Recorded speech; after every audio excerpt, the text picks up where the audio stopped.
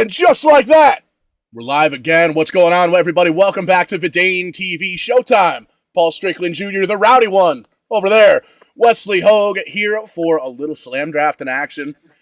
Just getting regular season rocked out and locked out here, getting ready to get into the playoffs. We got some hardware to give away. We got some jerky to give away. Still waiting on that jerky. It should be here tomorrow. I think I'll have it with eggs tomorrow morning for breakfast. But thanks, everybody, for tuning in here tonight.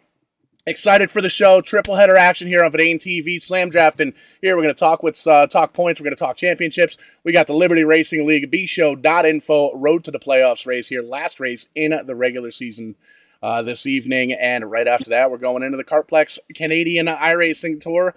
60-minute special here tonight. So that's going to be a lot of fun. Thanks, everybody, for joining us. And Wes, we got a hell of a show on hand, brother. We do. First of all, Paul, thank you for your support for these last 12 weeks in Vidane TV, bringing the action not only on the track, but the episodes of SlamDraftin that we've done here. This has been an absolute blast. And tonight we wrap up not the entire season, but just the regular season. It's been 12 weeks of a lot of ups and downs, nothing short of exciting, though. And Paul, I believe we're going to have our first guest while we get this rocking and rolling. The first guest tonight will be the unofficial, it's not official until tonight's race is over, the unofficial regular season champion of the Liberty Racing League 2022-2023 Winter Super Speedways champion. It would be Michael Carpenter. Michael, congratulations, man. I really appreciate that, man. Thank you.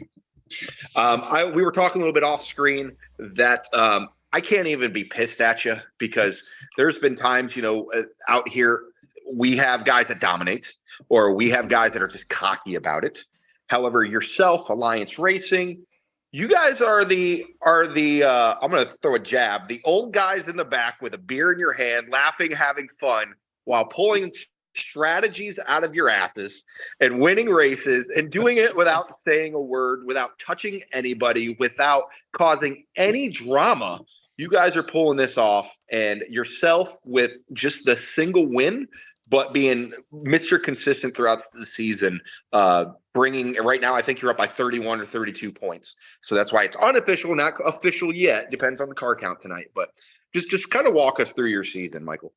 Yeah, I mean, your consistency has been the key. It's in a Speedway League, it's tough to be consistent all the time because you do have the wrecks. You got to avoid all that mess and the drama and all that kind of stuff. But for the most part, all of us have really done a good job of staying out of the crap and just trying to run up front. Our strategy has been starting the rear and let it all play out in front of us and then race our way up the last 20, 30 laps or so. And we've really done a really good job of that.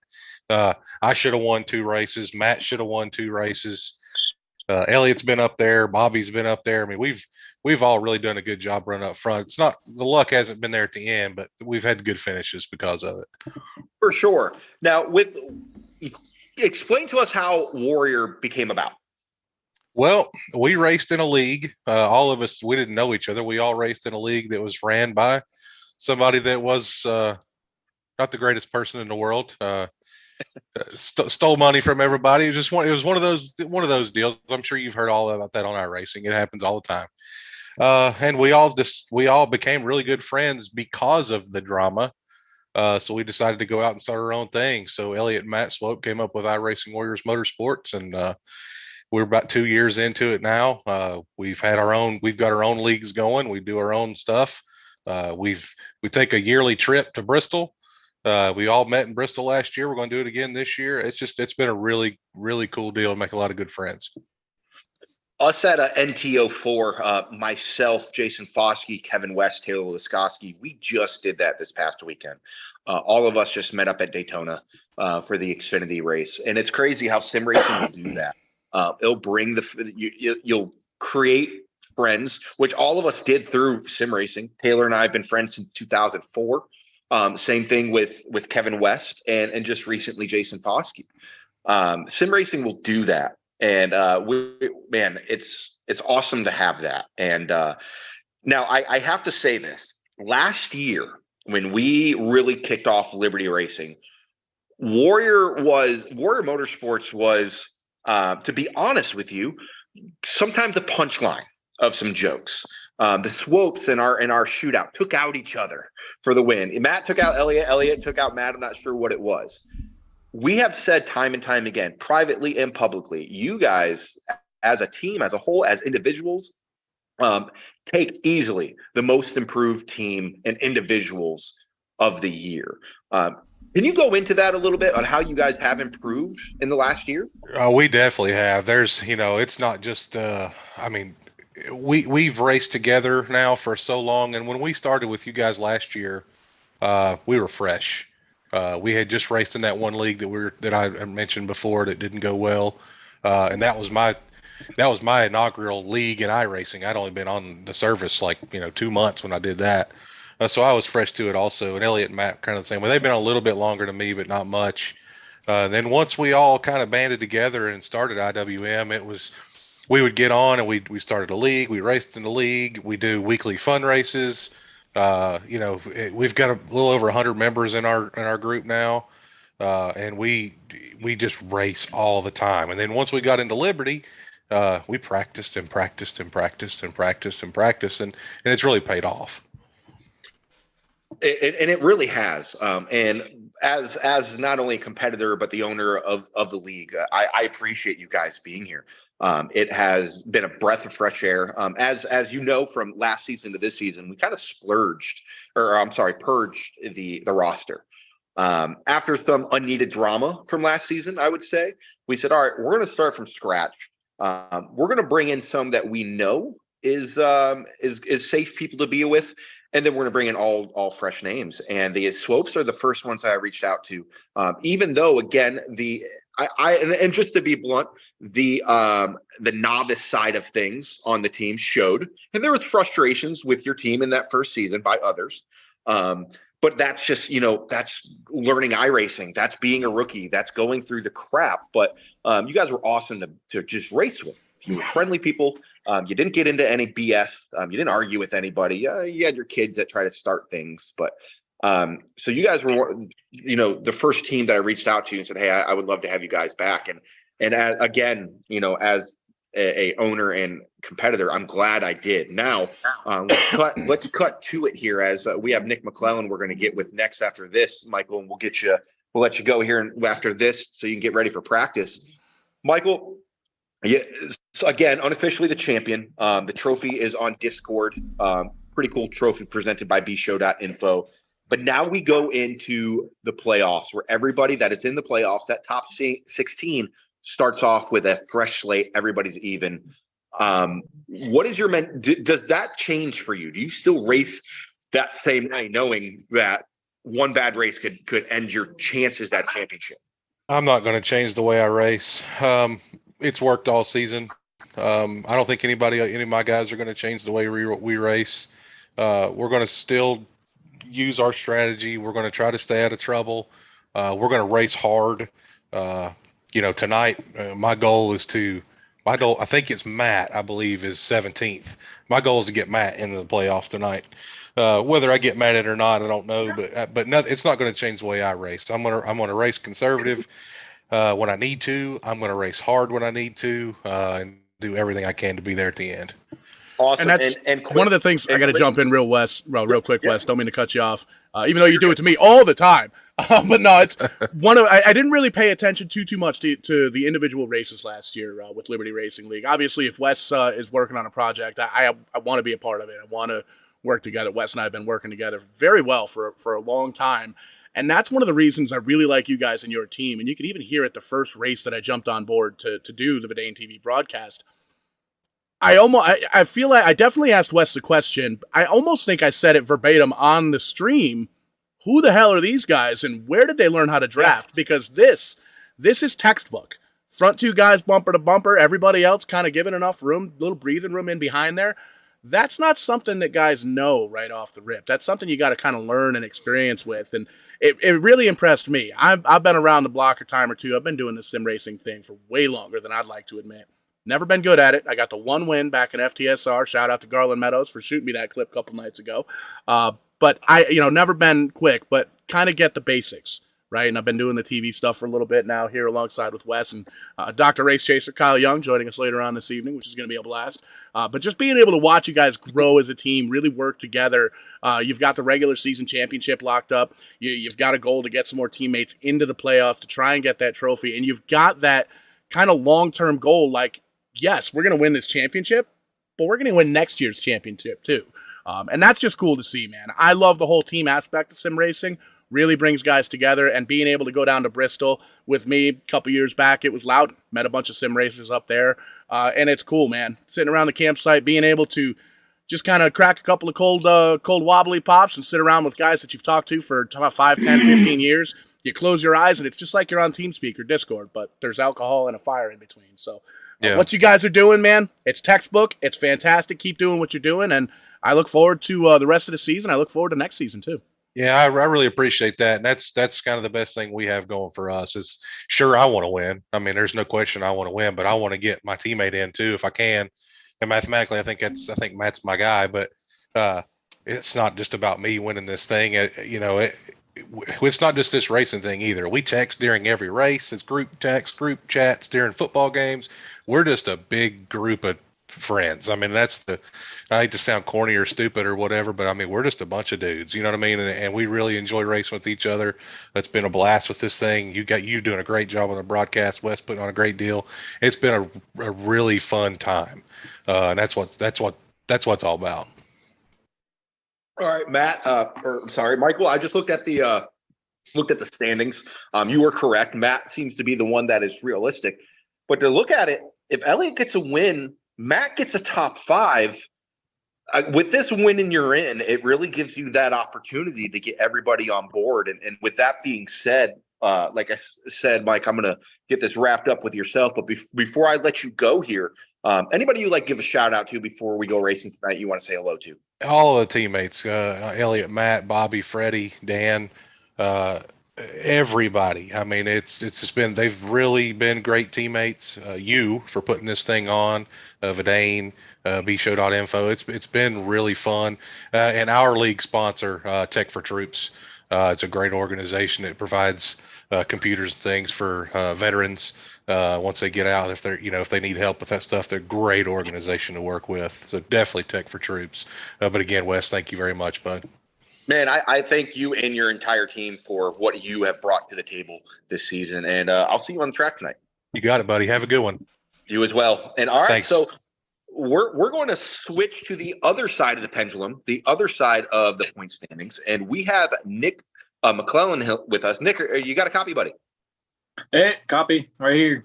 Hey, what's going on, man? So, all right, Nick, we just talked to the unofficial regular season champ, and now you are the guy on the bubble. You are right now that 16th position in the points. Man, how hot is that seat right now?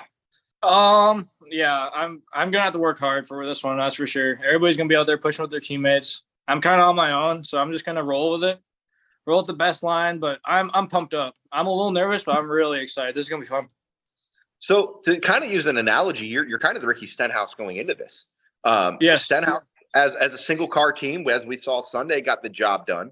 But tonight is a little bit different. Not only are we racing bumpy Daytona, which is adversity on its own, but we're running those 1987 cars. How do you feel going into this track and car combo with so much on the line? I've raced this track and car combo a couple times. I actually love the 87s. They're one of my favorite cars.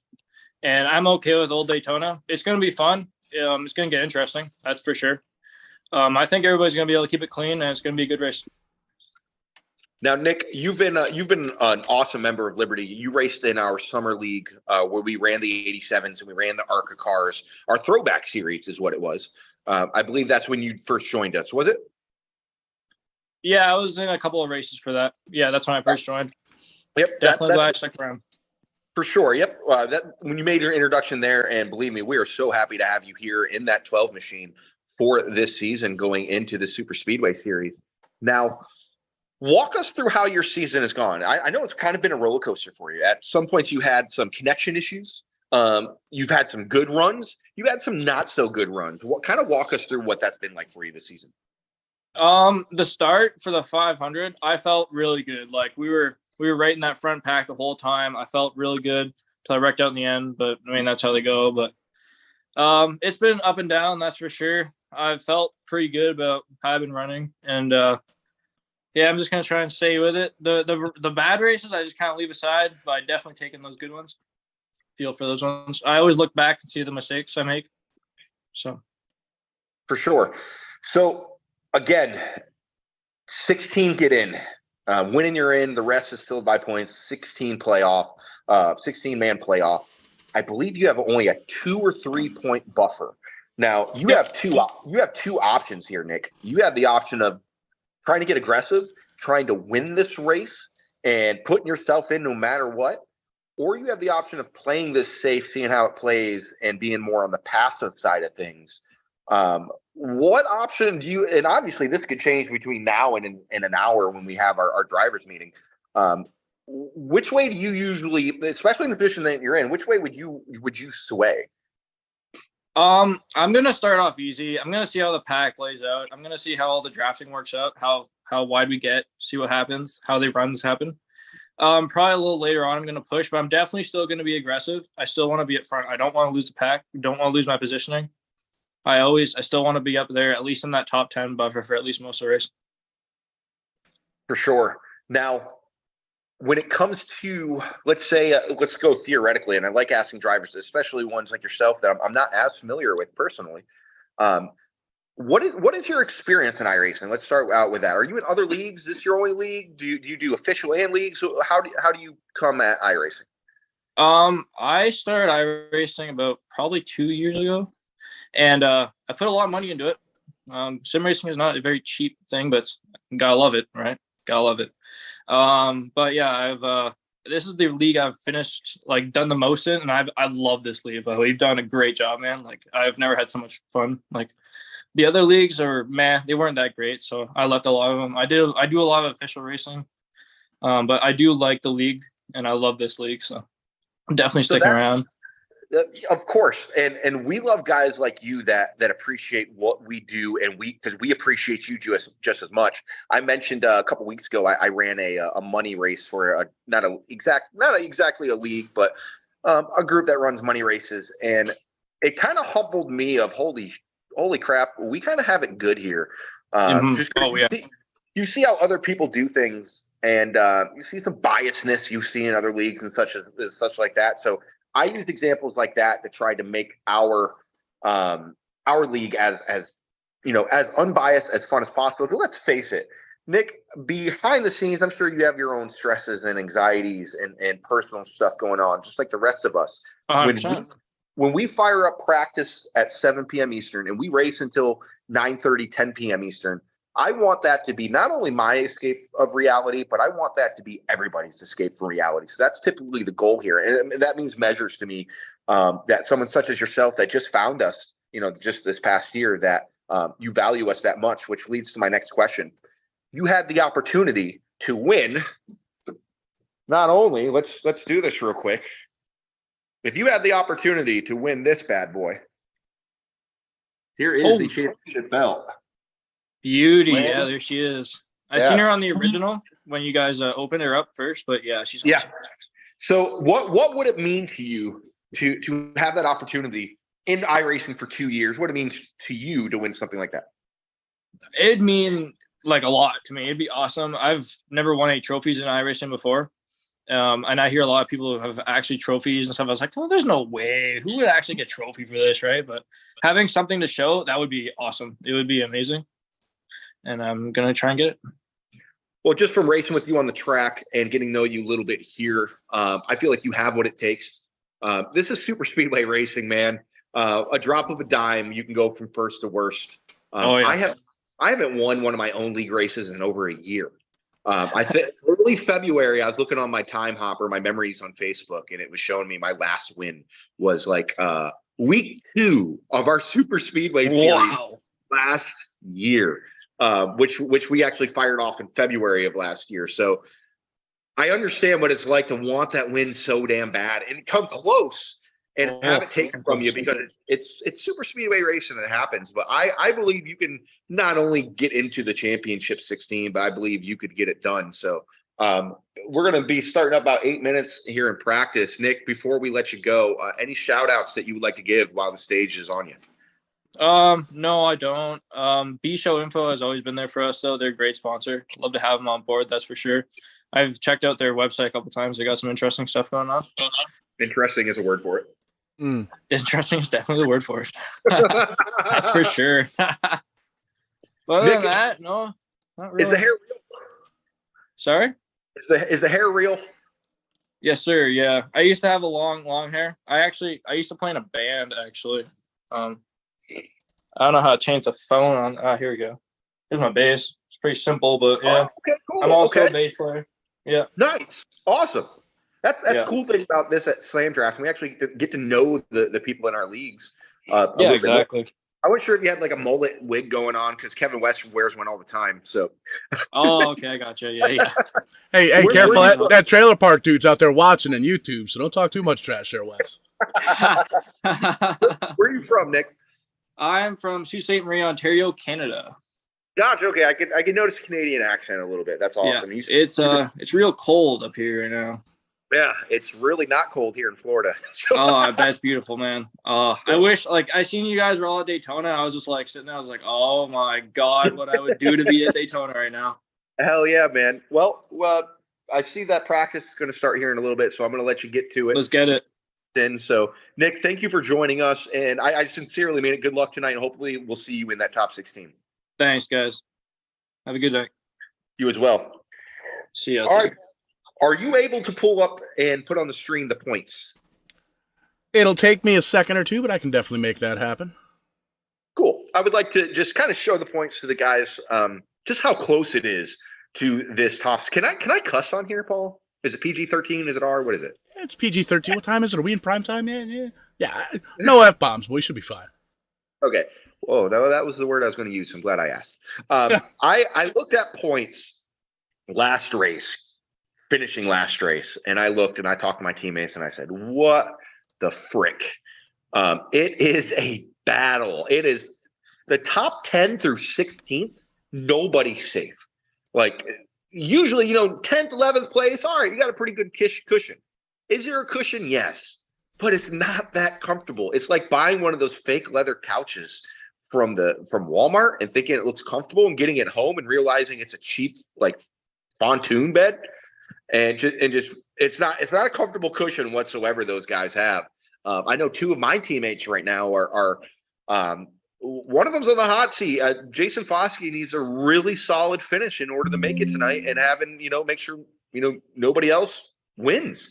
Kevin West last race, we went from 20th and 17th to 4th and 9th. We made that run. Which I will keep reminding myself of that and everybody else. We made that run on the last lap. That helped himself get into a position where he has a little bit more of a cushion. But still, Kevin West, a driver that theoretically should have won the championship last year if Jalen Parker wasn't a failed abortion, and he should have been the champion. And unfortunately, he wasn't. But here he is on the brink of possibly not even making the top 16. That equivalent to me is Larson not making the final four of this past NASCAR season. So it just shows how competitive this league is with Liberty Racing League in our Super Speedway series.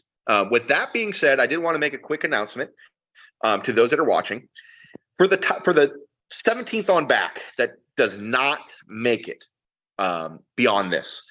Your season's not over. You're still racing with us, not only in the All-Star race of next week, which is going to be an absolute poop show of demo derby. It will not be televised, guys. I apologize because this is going to be a league. It will be, the Revolution will be televised, but it's going to be the perspective of this guy's windshield that's going to get broadcasted. And it's going to be over on Twitch. So twitch.tv/strictly94, making my sim racing return. The number 94B of Showtime, Paul Strickland Jr. By the way, any painters out there, what are we running next week? We are running the 1987 cars. Same thing we're running tonight. So I need a 1987 car painted. USA Speedway. There will be cash for the driver that finishes with the most incident points. There will be cash for the driver that finishes with the least incident points, but best finish, and also for the winner of the race. So there is incentive on wrecking your car, on trying to keep it clean, and getting the best finish. So that's what this is for everybody to blow all that steam. For the most part, Paul, I know you don't hear game chat. I'd say 85% of the season has gone without somebody calling somebody else a name, which is awesome. Yeah. And the couple drivers that typically do the name calling, they're not full time. They come up here and there. We try to keep that as keep it as cordial as possible, because at the end of the day, we don't want any disrespect, especially what we had last season. And we have had an awesome success at that. So that race is going to be for everybody. Just go out there, have some fun, beat the crap out of each other. If you have thin skin, don't show up for this race. If you're somebody that's going to get upset because you're in the lead and you get wrecked, don't show up for this race, because that is the whole damn thing of this race, is wrecking people. And then we go into the final four of the season. And I got to give a shout out to bshow.info, give a shout out to Joe, as well as Hunter's Edge Jerky, Dr. Race Chaser, once again tonight doing the $10 hard charger award, the driver that posts a qualifying lap, which we will have a minimum time of tonight. So we're not having drivers trying to put up 4 minute and 59-second laps. Those who make up the most positions will get an extra $10. But back to the point, if you do not make the championship and you win a race, not only are you going to win that $25, that hard charger award will be now transferred over to that at the end of the season. So if you're not in the final 16 and you win, you're going to get $35 instead of $25 for a win.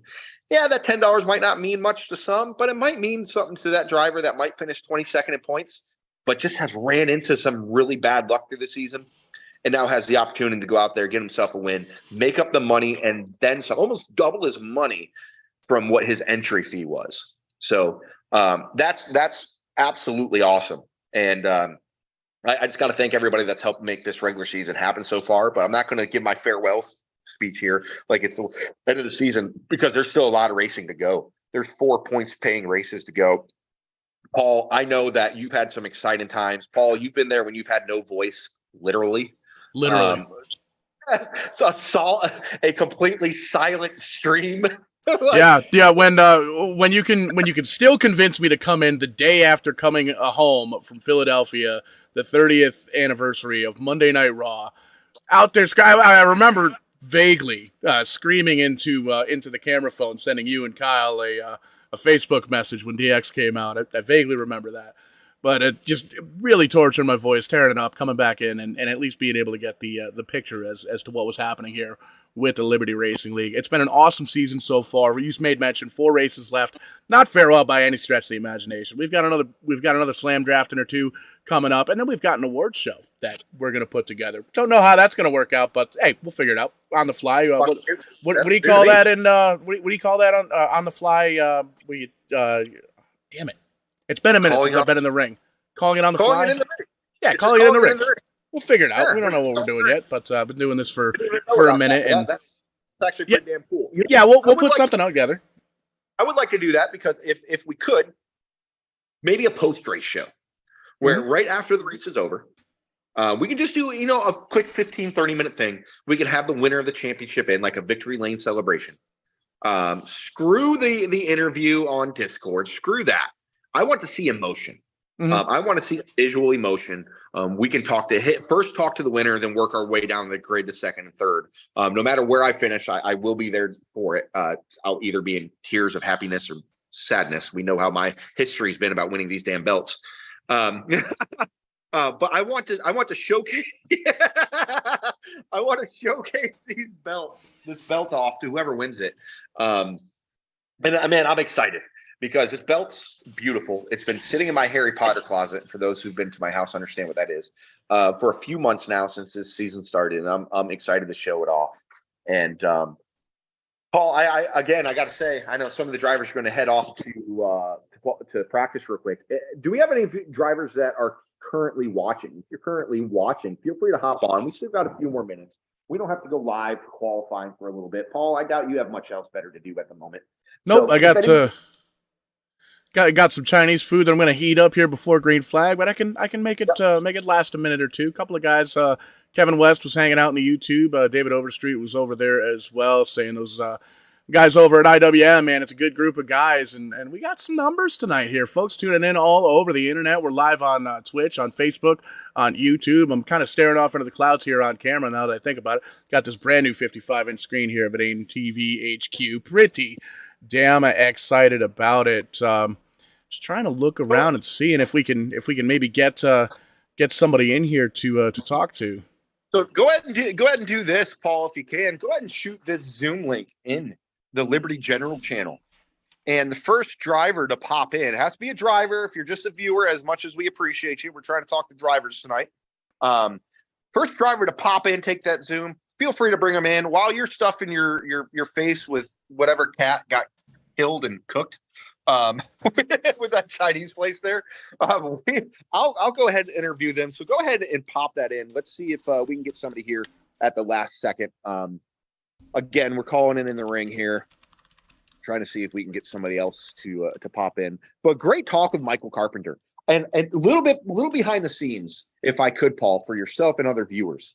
Michael Carpenter approached me and said, "Hey, I want to join your league." Okay, good to have you back. Hey, this driver said he wants to join too. Okay, hey, this driver's joined. Hey, Michael Carpenter brought me over 5 guys, at least 8 drivers from our field was referred by Michael Carpenter to race with us tonight. So, or for the season. So I have to give a big shout out to Michael Carpenter. He helped us field this. And not only did he help us field this, he brought quality drivers on board, which is awesome. That's super, super cool. We've had it before where guys show up and they're kind of, so-so, and you kind of wish they didn't show up. But Michael brought a quality team. And I also have to give a shout out to Alliance Racing. I would name off all of them, but there's like 1,000 of them. Rick Seabrand, Mark Mann, that whole group. They are very similar to IWM. They will ride around the back, keep their mouths shut, save their damn fuel, and somehow, every single race be in contention, especially if it comes down to a fuel mileage race. I feel like the tech shed really needs to check those fuel cells because they are storing an extra gallon or two with how well they've been able to save fuel this season and just do the strategy game. So shout out to those 2 teams, as well as everybody else, the solo drivers like a Nick McClellan that's not only racing solo. I wouldn't say he doesn't have any friends out on the track, but he didn't come in with a team, and he's still racing for a championship currently. So I find that really cool.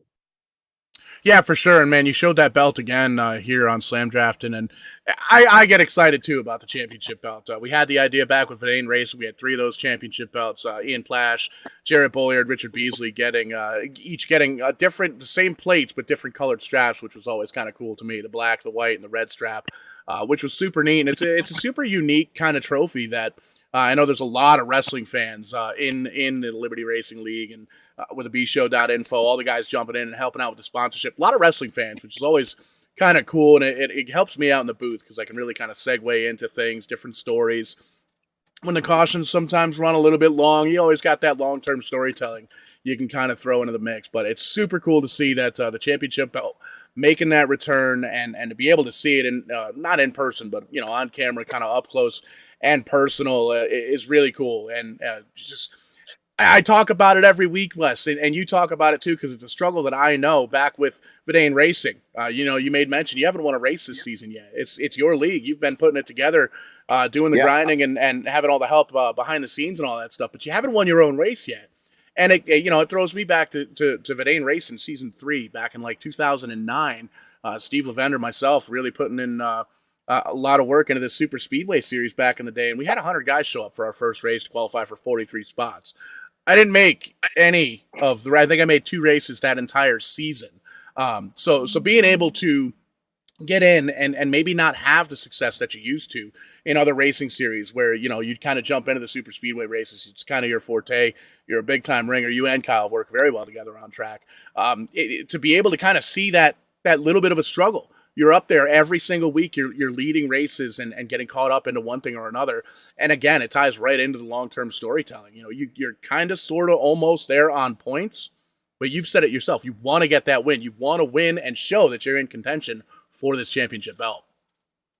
I almost feel like it just means more if you're able to get that win. It's weird because the part of me, you feel like if you win your own championship or you win a race in your own league, it doesn't mean as much because it's yours. But at the same time, only thing that makes this league mine is me putting up the races and the organization. This is our league. All of us. We're all a part of this. That's the way I look at this. And the Open, the C class open race, first race I raced at Daytona with Taylor this past week, I won it. Like, I can't win my own damn league races, but I go into C Open and I win. And I think that says a lot about these leagues. The competition is up there. It really is. And winning a league race, especially one of our league races, it means a lot, and it should mean a lot. As crazy as these races did, some people get mad about their wrecks, and I understand that. You have different experience levels out there on the track, but it's not an easy feat just to go out there and win one, because a lot of things can happen outside of your control. And I'll be honest with you, Paul, races like last week, races where I'm running so damn good, I'm like, all right, this might be it. And then that wave hits you, and I said it over our team channel, I'm like, man, I just can't win one of these. Something happened. I think it was it was once we realized we were screwed on pit strategy. Like, when we realized Alliance did it, I said it on our channel on Discord. I'm like, man, I just cannot win one of these. We thought we short pitted. We thought we did the right thing. We're iRacing Super Speedway, for God's sakes. Where's the caution? Right. And it's funny too, because that's one of those things where you don't really plan for it. You don't, iRacing Super Speedway, it's not even a real track. We kind of made allude to it last week. It's a track that was involved it was Coca-Cola Speedway back in NASCAR Racing 2003 season. When that was a game that came out after I got my start. I started back in NASCAR Heat 2004-ish. Mm-hmm. Kind of showing my age there a little bit. And one of the things that's really crazy to me that Liberty Racing League has really kind of brought to the table is we talk to these guys on the podium finishing every week, and a lot of the drivers we talk to here on Verdane TV in these post-race interviews, the podium finishes, the champions, I've been doing this a long time, 5, 10, 15, 20 years. I've been around since Bill Elliott's Sim Racing Challenge, or whatever the hell it was called, back in the early 90s, late 90s, whenever it came out.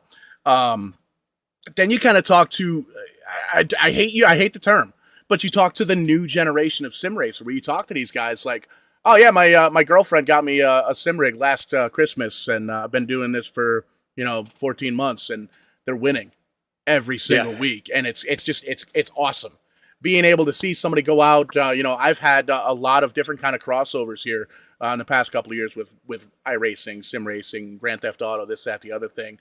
Had fans come in from both and be a part of it. Had sim racers go play GTA. Had GTA guys come in, buy a wheel, and kind of incognito slide into one of the leagues here on Verdane TV, which is kind of cool to see. So just being able to see that you can, if you're out there watching at home, you want to get into this, iRacing.com, check it out, 40% off for new members. Grab you a steering wheel, a little setup, depending on your desk or whatever may go down. But it's super cool because we've got guys here in the Liberty Racing League doing the interviews. I've been doing this a year, been doing this 2 years, just still kind of getting used to it, getting into it. A good buddy of mine, Kenny Capola, runs the multi-league series. He's been doing this for a year or two, and he's already in Road to Pro and stuff like that. So it's awesome for me to see that, yes, we've still got some old heads kicking around, trying to win races, trying to run leagues, the official racing and stuff like that. But being able to have new faces kind of jump in, a little bit of new blood getting thrown into the mix is awesome to see. And we got a lot of that at Liberty Racing League. It is, Paul, and I won't keep you much longer. Seeing that practice has started, drivers are already on track, so that's awesome to hear. I just want to give one last shout out, and I have not given them a shout out yet. And I really need to because of the quality of this belt, and that's TrophySmack.com. That's where I purchased this belt from. I wasn't sure what the quality was going to be because of the price range. I'll be honest with you. This belt wasn't as $500-600 as I was expecting. However, the bang for your buck from TrophySmack.com is second to none. One more time, let's show it off in my beautiful kitchen. Here is our championship belt. A little dirty right now for my smudges, but this it's actually upside down. Let's turn it real quick so everybody can get a good view here. There goes my gate opener. So start off with the leather black strap. You have right here. I'm sorry for it's so damn shiny. It's hard to read this, but it says 2022 Super Speedway Champion with the flags. And then we have Liberty Racing League. Cool car there. Super Speedway Champion. And over here, we have Liberty Racing League and the plaque there along with the arrows. This is a beautiful belt. The quality is great. It's definitely got some weight to it as well. It's an awesome belt. Full size belt. This isn't a belt that's going to this isn't a child size belt. This isn't a belt that's the size of the belt that you would get at Walmart. No, this is a full size belt. And I refuse to put it over my shoulder. If anything, I carry it back into its box because I have not earned to put it over my shoulder yet. That is for the Brass Knuckles Championship that I've won elsewhere. Shout out to Cole Bohannon, Cole Bohannon 38 on Twitter. It's been awesome. Paul, thank you for everything you do. Again, I'm going to get prepared for tonight, get some racing in. Did anybody join us? It doesn't look like it, but we do have. Oh, hang on, we got somebody. We got Taylor Lasowski in the waiting room. See if we can get Taylor dialed on up. Kind of snuck in without me seeing him over there. Joining in, live TV. Joining in. We'll get that. We'll figure it out. Live TV. Get him joined up, but just really to allude on the championship belt, Wes. Like we went with a different company back in the day with the Verdane belt, but you made mention it was pricey. There was a lot going on, but the quality was there, and being able to kind of see close up video of that new championship belt for Liberty Racing, the stitching is immaculate, beautifully done, and it's one of those things. I got the first Verdane Racing championship belt, and it was right when I was starting to become a fan of indie wrestling, so I brought it to a couple of shows, and I've got pictures back on the Facebook from 10 years ago where I got this belt over my shoulder because I paid for it, so I thought it'd be cool to kind of hold on to it. But just being able to kind of work that around and bring it to a couple of different indie wrestling shows and have the promoter come out and be like, well, holy shit, like that belt's better than ours. And this is what we do. So being able to have a trophy like that, as good quality that they put into the Liberty Racing League is very, very cool. And just being able to see the reactions to the folks winning and receiving and opening and unboxing is really, really cool. Maybe that's something we could do on a SlamDraftin, maybe in the off season once we get that thing mailed out. Yeah. You're absolutely right. It's funny when you say that about these belts being better than some indie promotions. I've been to some indie promotions and I'm surprised they even have belts. Right. Yeah. Yeah. It makes you wonder. Taylor was here, but then he left, so I'm not sure. He's probably changing a diaper, being a dad, all those downsides to life. Yeah, wanted to keep in the. I had something for this. We'll leave it at that. Right, well, one of the cool things, speaking is taking a step back in time, and I know we'll kind of throw it off the air here, take a quick little break, grab some num-nums and some zoom-zooms and some wham-whams here for the big show here tonight. bshow.info. Oh, yeah. What? I could be Pat McAfee Jr. It's fantastic. But speaking of blast from the past, Dr. Race Chaser jumping on board with the sponsorship. That's all cool and well, being a part of with Liberty Racing League. Kyle Young joining me in the booth tonight. Confirmed. He's getting iRacing all set up, getting it up to date. If you guys haven't heard Kyle Young in the booth yet, you are in for a fucking treat. Kyle Young is probably one of the best color commentator guys that I've worked with. No offense, Wes, starting Verdane TV with you and I. Kyle is absolutely incredible. Behind the microphone, behind the camera. He's 26 races in so far this year, actually getting out to the track, supporting short track racing, giving the fans quarter of 100. And his goal's 100 this year by December 31 or something like that. So I'm excited, man. Kyle is fantastic behind the mic, lots of knowledge in that dome piece of his, and we're going to be putting on one hell of a show here tonight for the Liberty Racing League. And I'm excited for Matt Winter to be in the booth again. We had him a couple weeks ago. He's a personal friend of mine that has a very deep background in racing, not as much in sim racing, but in racing in general, doing some racing himself. I think he did a hell of a job when he called our past race in the past. I'm trying to think. I think it was the Atlanta race that he called. I can't remember right off the top of my head, but he did a really good job. And I think he's going to learn so much here from Kyle. Now that, because Kyle, again, with all the races he goes to, he better know how to call races with all the PA announcers he has to listen to. But I'm excited for him to be back in the booth. And I believe he has said he may be in the booth for the rest of the season for us. So that is awesome as well. We're also going to see if we can get him in the demo derby for next Tuesday night. That would be we're not. Cool. No, we're not, because he can drive too. He's going to end up winning the damn thing. Oh, I'll make sure he does. and about 30 other guys will make sure that he doesn't. So, all right, Paul, I'm going to wrap this up like throwing away a baby, and I'm going to get ready in my sim rig. Thank you to everybody that watched. Thank you, Vidane TV. Thank you, bshow.info. Thank you, everybody that is here at Liberty Racing. Thank you to Michael Carpenter for joining us, as well as Nick McClellan. My name is Wes Rowdy Hogue. Who's that guy? Showtime, Paul Strickland Jr. And we will be back here for the Liberty Racing B-Show Info Road to the Playoffs, where we do it here, where we only do it live. Stay tuned, 8 p.m. Eastern.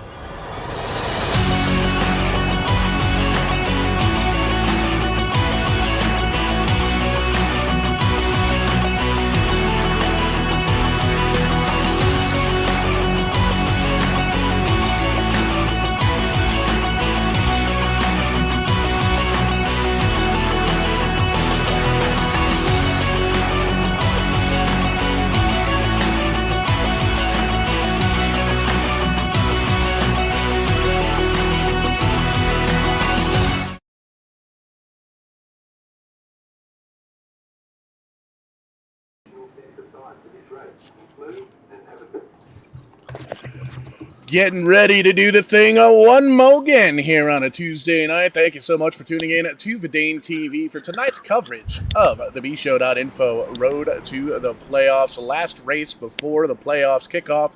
16 race playoffs here, and we are getting ready to do the thing. Showtime, Paul Strickland Jr. up here in the booth. Join alongside me once again, Matthew Winter jumping on board. Great to have you here, Matt. And Kyle Young making his return to the booth. Doing a little thing we call iRacing here on a Tuesday night. Kyle, great to have you back, man. It's good to be back, Paul. Been out of the area for the last month or so. So first couple hours back at home in Charlotte, messing around with technological issues. Shocker there, right? You leave your computer turned off for a month and everything goes haywire. But we've found a way to improvise, so we're here. We're ready to go with the Liberty Racing League regular season finale here at Daytona. Matt, I don't know about you, but I'm pretty stoked about this. This is a very fun car and track combination. It's one that's going to challenge these drivers quite a bit, but if they can get it right, we are going to be in for one hell of a show.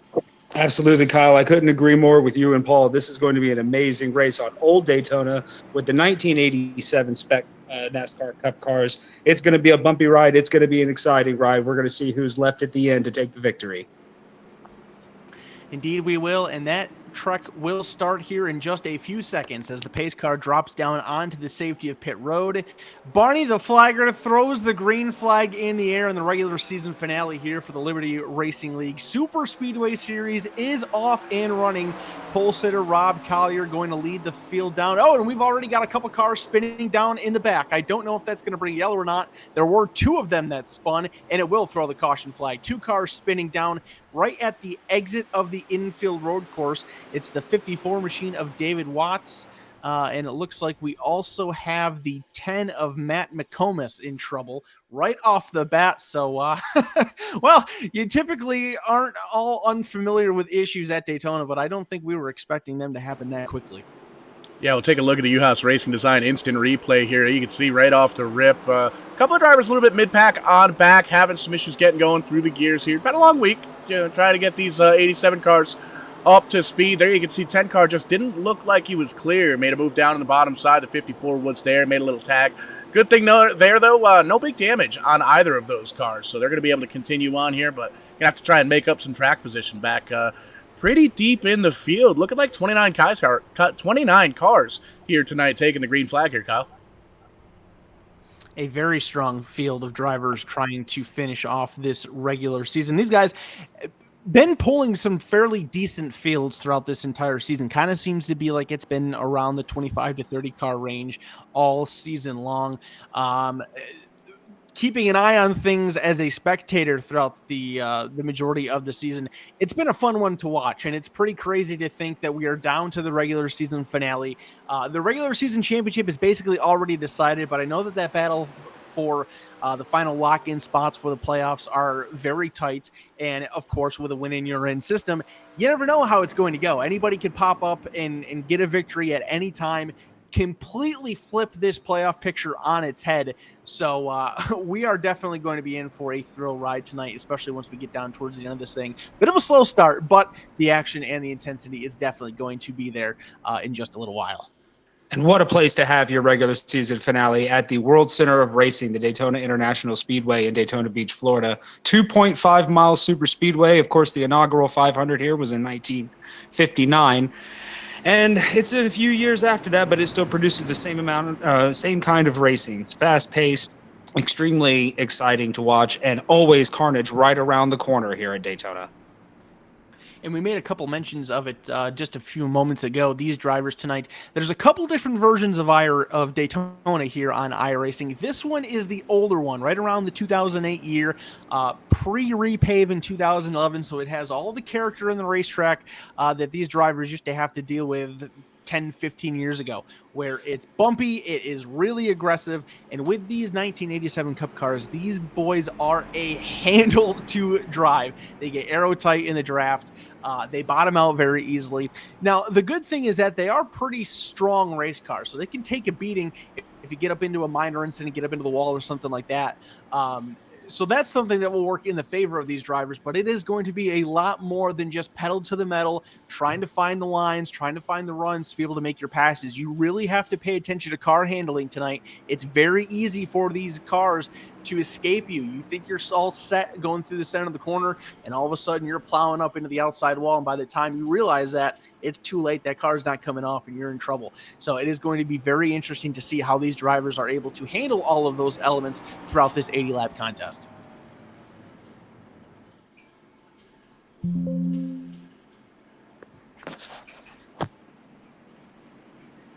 Getting everybody ready to rock and roll once again. You can see the lights are off in the iRacing pace car here. Struggling with some of the technology here that we've got in the Vidane TV booth. Trying to get that timing and scoring squared away. So we're struggling with that. We apologize for that. But great to see these guys lined up 2 by 2 throughout the field here. The 87 cars, back when race cars were really race cars. And you can see that they're a little bit of a challenge, especially with some of the drivers we made mention earlier tonight on SlamDraftin Radio. Put a nickel in a jar. That's a name that's not around anymore. SlamDraftin with Liberty, and a lot of these drivers very new to sim racing within the last year or so, kind of jumping on into the mix. So being able to really take these 87 cars, work with the older before Daytona was repaved back in 2007, bumpy Daytona as it were, it's a tall order, and these guys are definitely putting on a heck of a show with it. They certainly will. We've gotten the signal to go green flag next time by, so we're going to re-rack them and give this another go. It is still Rob Collier, your pole sitter, out in front. I don't really know how many positions actually changed all that much from that brief little stint of green flag action, but it'll be Rob Collier and Leon Keniston in row number 1. The teammates of Kevin West and Wes Hogue in row number 2. Then you have Jason Foskey and David Overstreet, row 3. Row 4 sees Nicola McClellan and Taylor Laskowski, and completing your top 10, Jarrett Bolliard in position number 9, and Bobby Gibson in car number 28 in that 10th place spot. The field is re-racked. We're going to give it a second chance. Pace car going to drop down to the safety of pit road once again. Barney's going to hold him at bay, and now he throws that green flag into the air, and a great restart there by Rob Collier. He will clear Leon Keniston with ease, puts Kevin West side by side at the exit of the Trival, and West is going to clear Keniston as well. Hogue will jump to the back bumper of Keniston, and now he looks to go to the inside and drop that 933 machine back and forth. I'm sorry, guys. I have technical difficulties of my own. I cannot see anything at all. If it's not one, it's the other. Down the back straight away they go. We have Rob Collier still out in front. He's got Kevin West right on the back bumper. Side-by-side battle for position number 3. Jason Foskey and Wes Hogue. Foskey's going to get some drafting help from Taylor Laskowski in the number 83 machine. They're going to go 2 by 2 for second on back. West will grab that position off the top side of turn number 4. Now he's going to dart down to the inside immediately to try to challenge for the race lead, and he will make the pass on Rob Collier. New race leader Kevin West, he clears, goes up to the outside lane, trying to get a nice arc into the middle of the corner. He actually stays on the upper lanes. Is now Collier going to try to hold off Jason Foskey. He does so, and he's going to look back for the race lead coming off of turn 2. And coming off the Daytona Cup race here this past weekend, you can see that's a little bit different style of racing here with these drivers drafting up. It's not 2 solid lines. These guys kind of all over the place on the racetrack. Little single file action here right now. You can see West up on the high side. That Trailer Park Dude number 17 car all the way up on the high side. Looks like he's going to try and back up to the front bumper there up to 38. Nope. West's going to make me a liar. He's going to go down and slide in to the tire tracks of the 02. Rob Collier trying to get himself a victory in that 38 car. But you can see with these 87 cars, very difficult to drive. We saw that quick little onboard shot of the 38 car bouncing all over the place. Hey, how about that jumbo jet taking off or landing in the background? That was kind of neat. Didn't see that back in the day. But very cool to see these guys kind of sorting out single file here right now. And Wes and I talked about it before we took the green flag here this evening. Has not won a race in his own damn league yet this season. Very, very hungry driver behind the wheel of that 38 car. Wes wants to get himself pretty comfortable in the points, getting into the playoffs, but he said it himself. He wants to get in there with a win, and tonight's his last chance to try and get that here in the regular season. And I can tell you, Paul, that is eating away at him. He does not like that at all. He is very fond of racing super speedways here on iRacing, and he's fairly good at it. In fact, him and his teammate Taylor Laskowski, they ran an open setup truck race earlier last week. And what do you know? They finished 1-2 with Wes getting the victory. So Wes knows he has the talent and he has the ability to go to victory lane on the super speedways. It's just for whatever reason, he's been plagued in these Liberty Racing League events. He's out front right now. There's still a long way to go, but you have to know that that is on the back of his mind. He wants to get a victory before this regular season is over. Now, you mentioned it, Paul. He's going to be a playoff driver. I think he's 4th place in the standings right now. He has zero threat of missing the playoffs in this race. So he can afford to be a little bit aggressive and try to go for that victory, build his confidence a little bit, and enter the playoffs the way that he really wants to. And what better way to do it than with these 87 cars? These are the most difficult cars that we have here to drive and in the Liberty Racing Series. One of the cool things about this league is they kind of sift through all the different styles of cars throughout, and it kind of brings a little bit of an extra spice to something like a super speedway series. So it's always kind of cool to see the different styles of racing, who's better at which car, and with Wes being as an aggressive driver that he is, really seems to kind of float closer towards that 87 car. Really fits his style a little bit better. And I think you've seen the difference in the competition amongst these different race cars just in the results. I don't believe that there's anybody that has scored more than 2 wins throughout this regular season. So the victories have been very diverse. The results have been very dramatic and different, and that makes it difficult for these guys that are coming in here tonight with such a small room for error to make the playoffs, because at any moment you may think that you're in control, you may think that you have a good opportunity to make it in, but then something changes and a guy that hasn't won before and is behind you in the point standings finds a way to get to victory lane, and your playoff hopes may be completely dashed. So there is going to be a lot of things to focus on for many different drivers, many different strategies throughout this race. We're only 10 laps into it, still 70 to go, and things seem pretty tame for right now, Paul. They're kind of spacing out, starting to single file up a little bit, but I can guarantee you if this continues to progress throughout the rest of the race, that intensity meter is going to continue to click ever so slightly.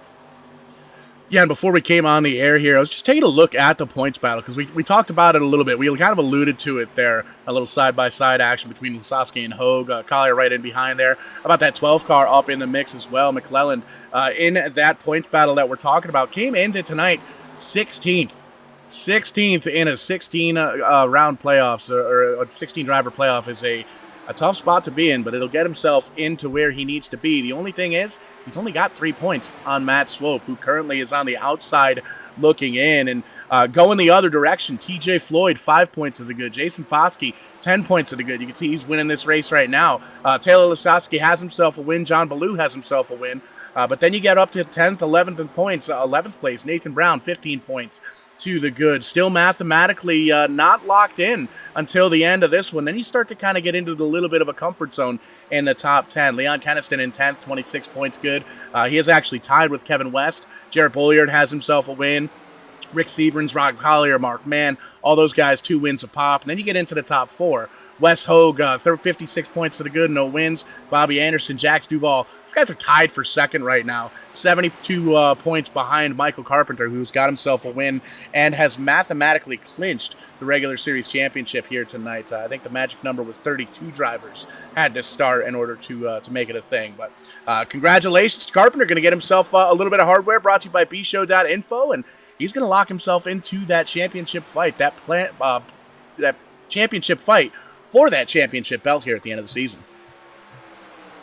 And I've got to say, Paul, I just spent a lot of time over at Wes's place down in Jacksonville during my little racecation trip. I got to see and hold that championship belt.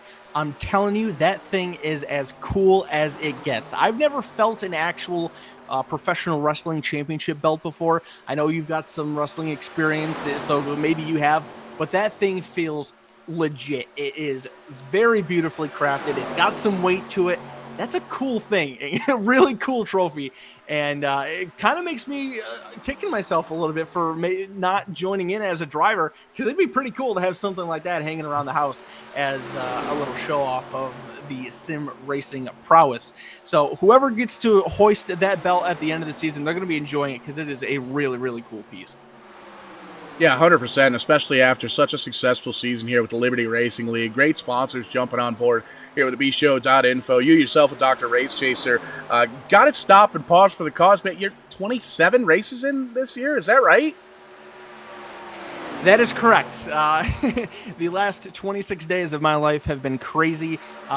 Spent all of that time down in Florida, traveling all over the place, enjoying the many racetracks that state has to offer. Got to attend my 6th Daytona 500 this past Sunday. It has been a wonderful experience.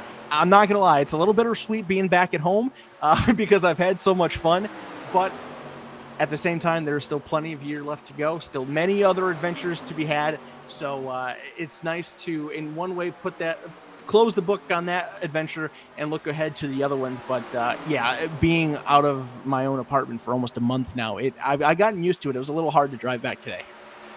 Yeah, 100%. Always cool to be at the racetrack. We love this iRacing stuff, man. It's our bread and butter here at Vidane TV, but really getting excited that the snow that we didn't really get too much of this year here in southern New England, it's all melted away. It's starting to get warm out, and it's starting to smell like race gas out there in the real world. So really looking forward to that, and really excited about it. I know I've got a huge race weekend coming up here in the Northeast. That Thursday night, July 13th, I believe, SRX Series is going to be back at Stafford Motor Speedway to kick off their season. Huge names in that field of drivers as caution flag comes out. And I'll actually be racing in the street stock division that very next night, and then heading up to New Hampshire Motor Speedway for the Cup race, Xfinity, as well as a little modified action. But caution flag flies number 2 still wrecking here. Big hit for Darren Mack in the 59 car.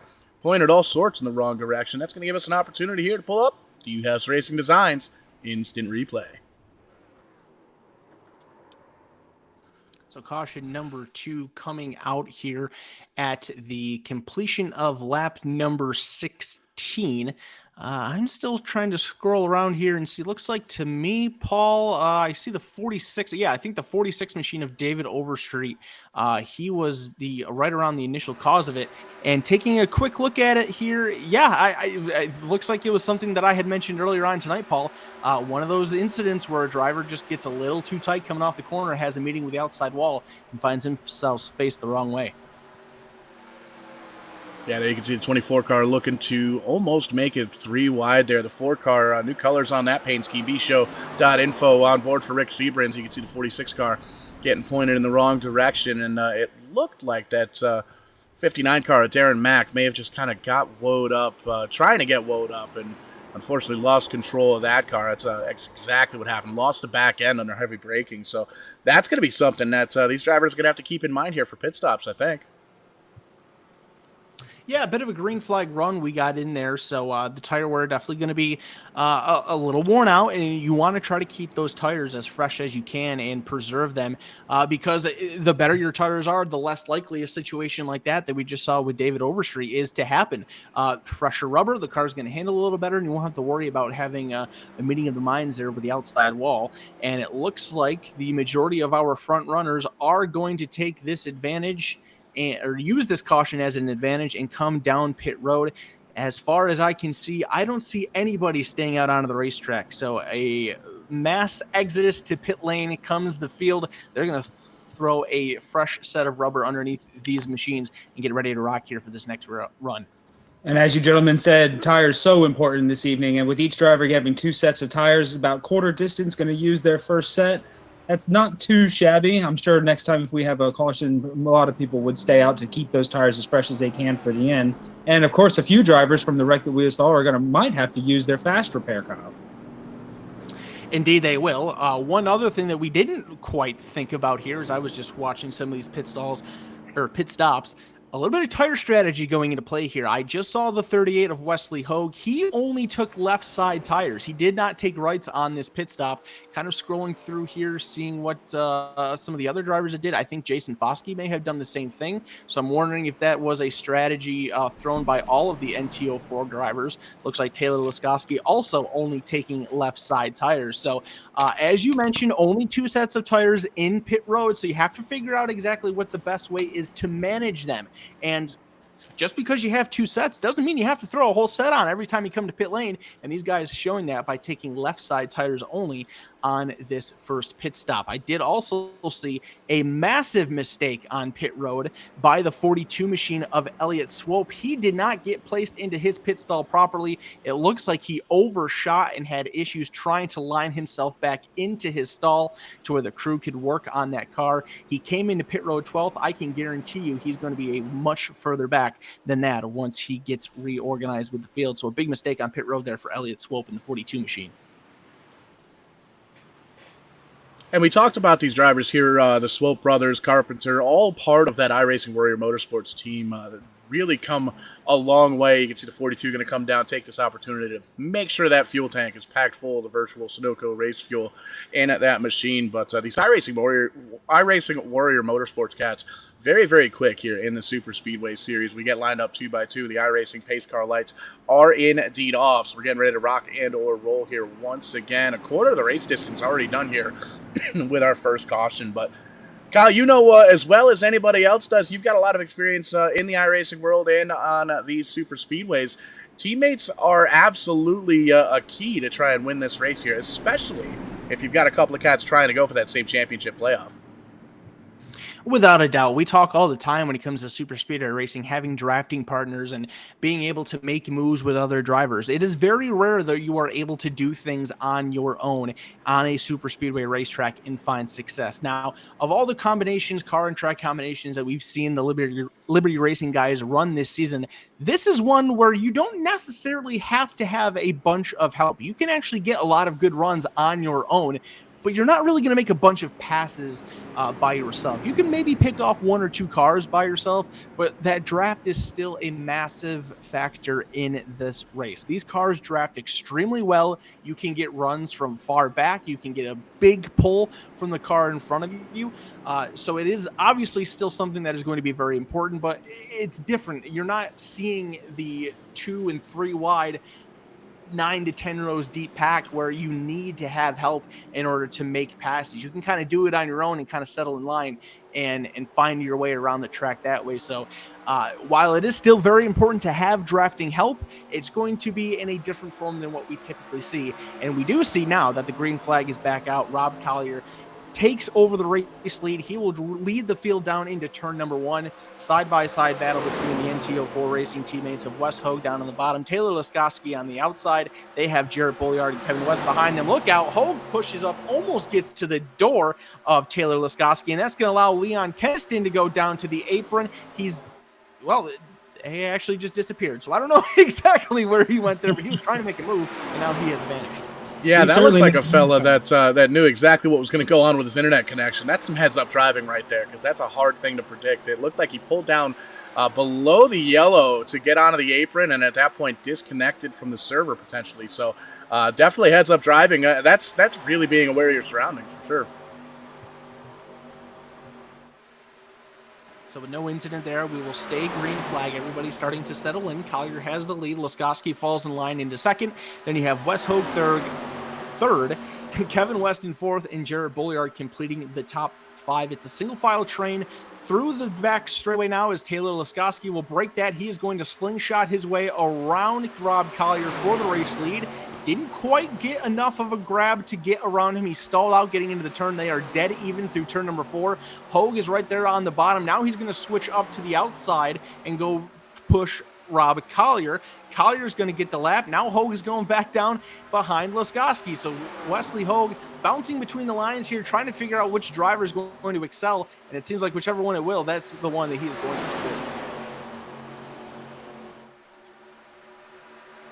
And you can see these drivers lined up single file up towards the front, really for the front 10, 15 cars before we start seeing a little side-by-side action And a lot of these guys up towards the front very comfortably in the playoffs. The 02 of Collier has himself a pair of wins. Lascasi has himself a wins. Wes Hogue there in the 38 car sitting fourth in points, 56 spots up, or 56 points above 17. So with the green flag here tonight, has indeed locked himself in. Bolliard has himself a win there as well. Kevin West sitting comfortably in the top 10 in points, up in ninth, 26 points up. So as long as he has himself a good finish, he's able to finish in front of some of those guys towards the bottom part of the top 16. You're talking about Matt Swope, Nick McClellan, TJ Floyd, Jason Foskey. As long as he's able to finish in front of those guys, gonna get himself locked into the playoffs here. But it's really on the back of these drivers' mind for sure.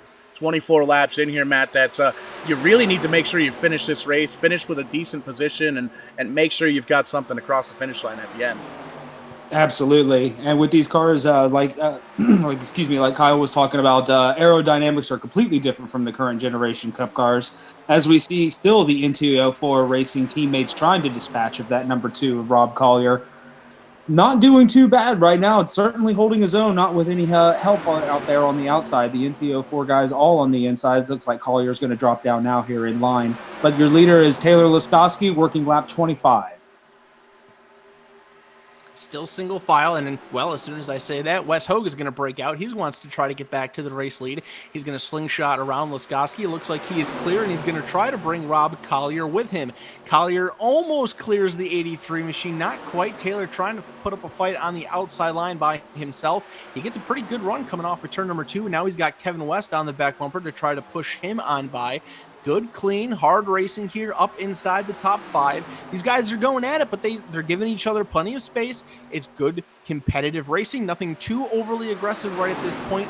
We're still a little ways from the halfway mark. A lot of these guys in this picture, they are good to go for the playoffs. We mentioned Rob Collier and Taylor Lascasi. They have wins. Hogue is high up there in the points.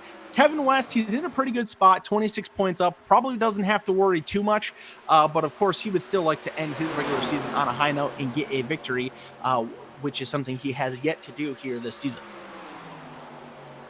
Rob Collier back to the front, followed by 83 of Taylor Lascasi. That 02 car is looking fast tonight, gentlemen. Teammates are trying to do whatever they can to get to him, but as soon as they do, they can get 2 or 3 cars by him, but they can't complete the pass with all 3. As they're Lascasi going to the inside of Collier now, entering turn 1. Man, that 02 is fast. He can definitely hold that outside groove quite well. Comes down to complete the pass around the outside. Hogue trying to follow Collier. Lascasi stuck on the bottom currently. And Kyle, you kind of alluded to it here about a lap and a half, 2 laps ago. These drivers really kind of putting it all out there. And there's a lot of passing up towards the front. These guys kind of working with each other a little bit with the draft. You made mention these cars are a handful to drive, so not quite the style of drafting that we're able to see, but these guys doing a great job with it.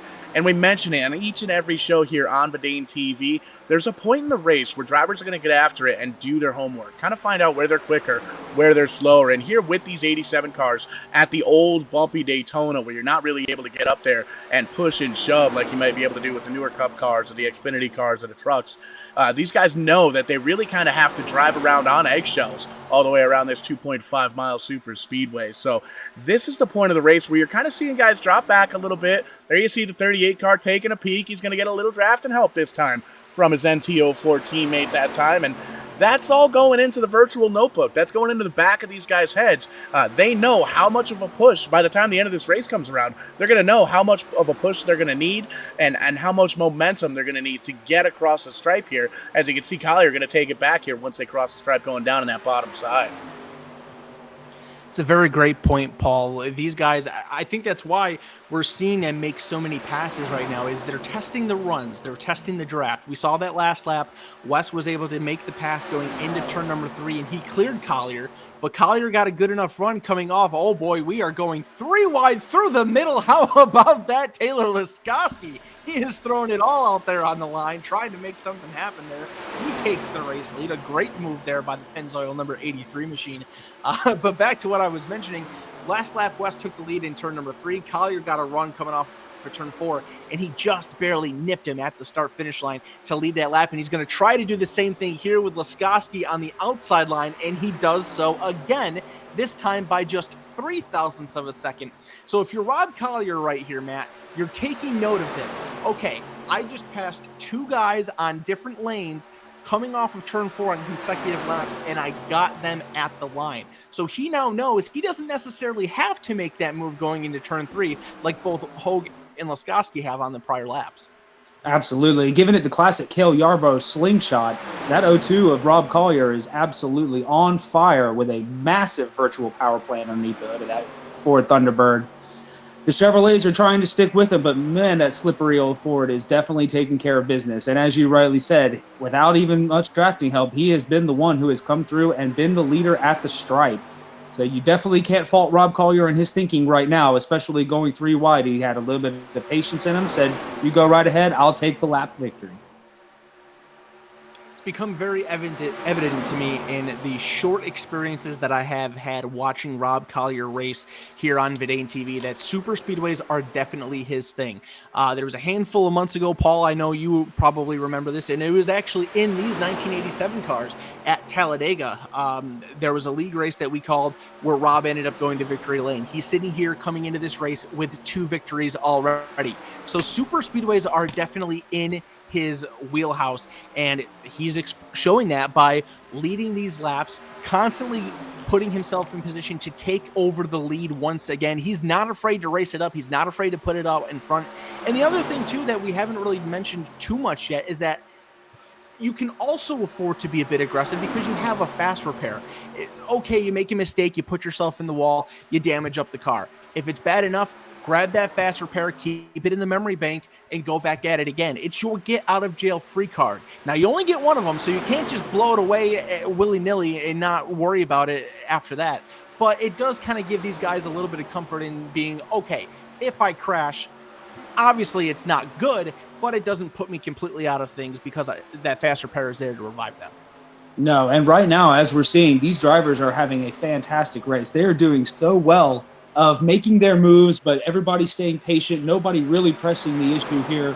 And what more can you ask for out of these 1987 Cup cars at Old Daytona? They are definitely a handful, but these gentlemen are hands down taming the beast as of right now. I can't believe the amount of give and take that I'm seeing in fantastic racing that's going on. It is a lot of fun. Great battles, good clean stuff. These guys are making passes. They're giving each other room. They're not really being aggressive or doing anything dangerous. They're just basically taking the momentum that they're getting, them, making the passes, and just seeing what they do with them. It's been a lot of fun to watch these guys just 7 laps away from the halfway mark. So as we continue to click off laps, this is going to get a little bit more intense as we get closer to the finish. I want to make quick mention, we've been watching a lot of these guys up in front. How about the 7th place car of Nick McClelland in the number 12? He came into this race on the bubble, the last car in the playoffs, by just 3 points over Matt Swope. So you would think that maybe depending on how he decides to run his race, there are many different strategies that he could take here, and he is deciding to be as strong as he possibly can. He knows that if he finishes up towards the front, there's less to worry about on the playoff picture because he's probably going to be getting in. Now, as it stands, as far as Matt Swope is concerned, he is in position number 20, so he's got a huge gap on Swope to add on to that 3-point buffer. So for right now, McClellan, he's doing what he needs to do. He's with the lead pack. He has an opportunity to contend for the win, but as far as the points are concerned, he's doing everything he needs to make sure that he stays in contention to make the playoffs.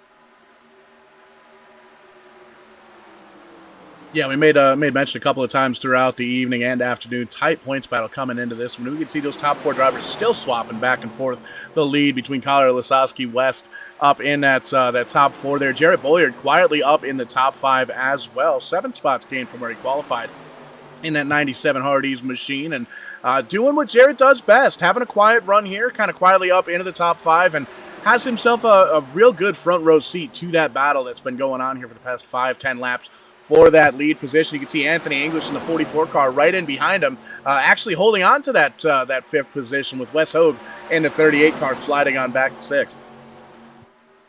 And Kyle, at this point in the race, and so a lot of our drivers on that early caution took 2 tires. What are we looking at as far as tire wear? Are the outside tires starting to give up the end of its life as we are approaching halfway distance, or are they good for a little while longer? I think those guys that did take the left side tires are going to start to struggle here a little bit, and that may be why we're seeing Hogue back in position number 5, and we just saw Taylor Liskoski drop a couple spots as well. The right side tires, they definitely take. Oh, and he actually gets the safe repair coming out of the trial over there. So I think that's a clear indicator right there, Matt, that he is definitely starting to struggle on those right side tires. The right side gets the heavier load with these cars with how big the banking is here at Daytona. So it was definitely a bit interesting to see them take left sides on that run. But here's the good thing. If they are able to make it to their next green flag pit stop, which it seems like that's what we're on track for, they are going to have 2 sets of right side tires to use in the second half. So yeah, they might be punishing themselves a little bit by going extra distance on this first set, but it allows them to drive a little more aggressively in the second half because they know they don't have to drive it the same length on those right side tires in the second half of this race. I got to mark the corner of the page right there. You saw a crazy move out of the 44 car of English, got right up to the back bumper of Jarrett Bolliard. Usually in the regular trucks, the cars, Xfinity cars, that's an okay move, but it got the Bolliard machine of the 97 super, super loose in the back end of that race car. He ended up moving on up the racetrack just to kind of collect the car, and the 44 was able to take advantage of that bottom side. So we mentioned these guys doing their homework. They're going to work. They're doing their studying. That's a move that I don't think we've seen the last of out of these drivers.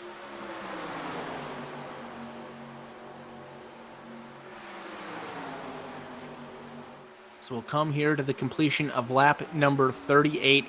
It is Kevin West out in front, just 2 laps away from the halfway mark. This lead pack consists of the top 9 cars here, kind of straggling on to the back of the draft. We're seeing still a lot of passes, a lot of moves, a lot of mixing up going on in the front portion of this group. The guys in the back, like we mentioned, Nick McClellan, Jax Duvall, he's just kind of hanging out back there, just keeping with the draft and maybe being a little bit more patient, kind of watching things from afar, seeing how these guys are making these battles and these moves. And the good thing for him is being at the back of this pack, he has room to use in case something breaks out and he doesn't have to worry about getting trampled over from behind. So even though this is only a 9-car pack, Matt, I think we're seeing a pretty diverse realm of strategies here as we're approaching the halfway mark. Yes, and as we were showing, in 10th position is the number 5 of Michael Carpenter, your regular season champion. Looks like he's hanging back there. He's got a 5-car draft behind him. He's playing the patient game right now, possibly just riding to the green flag pit stops as we're working halfway distance lap. 100 miles of these 200 miles completed, and boy, has it been a barn burner so far. It sure has. We had a quick little caution flag that came out basically immediately after the green flag flew. One minor incident after that, but the majority of this race has been a green flag. I know that there were some concerns out there amongst the field on how this race would go, with it being these 1987 Cup cars, the fact that they're a little more difficult to drive, and this racetrack is tougher to drive, with it being the older Daytona and not the repaved Daytona.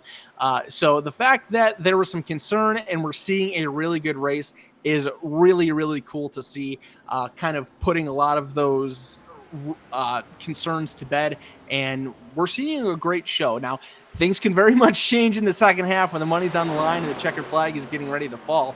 But so far, so good. Fun race, good stuff here. We still got 40 to go. And as we just saw, we have a couple of early takers on the pit road. We had the number 82 of Matt Swope, and I believe the 28 of Gibson were the other car that was pitting, and they were coming down to get some fresh Goodyear rubber and go back out there and see what they can do with it. Right now, the lead pack is still together, led by Kevin West in the 17, followed by Rob Collier in the 02, Wesley Hogue in the 38, and Jarrett Bolliard in the number 97. Little bit of swerving going on there, coming off of the pit road for the number 28 of Matt McComas. The number 10 of Matt McComas. He's in at 28th position. That's something else that these guys are going to have to really pay attention to as we get closer to these green flag pit stops. With these cars being unrestricted, and here you go, you see the O2 of Rob Collier coming down to pit road to make his green flag stop. There's two big things these guys have to watch for making these pit stops is number one is the brakes. These brakes are not as good as the current NASCAR race cars are. They're a lot slower. They take a lot more time to slow down. They don't brake as well, so you have to be careful that you don't speed going into pit road and ruin your stop that way. The other thing is the wheel spin coming off of pit road. With these cars being unrestricted, they don't take a lot of time to get up to speed. They'll kind of speed up normally. So it's easy to put the power down to the floor faster than what you were expecting, to light those rear tires up and get a little squirrely coming off of pit road like we just saw with Matt McComas. So it's very, very important, maybe even more so than what we would see with a drafting race, to get on and off pit road smoothly. Our leader pointed in the wrong direction on the grass. Kevin West losing it. You just said the words, Kyle. These brakes not what these drivers are used to. And man, oh man, Kevin West, big time slide coming into the entry of pit road. We stay green, but big time loss there on track position for that 17 crew. And Jason Foskey in the 3 car also spun out, and he even hit the inside wall on pit road. So there's some damage on the front end of his Chevrolet Monte Carlo. So that's not good for the NTO4 boys. That's 2 of their drivers that just had issues on pit road. Chances are they're going to fall off of this lead draft. So that could hurt their opportunity at the end of this race if it stays green. And actually, as I see it right now, Foskey's not too far behind Wes Hogue and the number 5 machine of Michael Carpenter, so he may be okay. I'm more so concerned about Kevin West, though. He did slide into the infield grass, like you mentioned, Paul, so there's probably going to be some sort of pit road penalty for doing that, and he may be serving that immediately because he is still sitting on pit road right now. Yeah, and that's a tough spot to be in. Just taking a peek at these leaders coming down pit road, the 84 and the 4, running some bshow.info paint schemes. A little bit of a bonus on the line here this evening.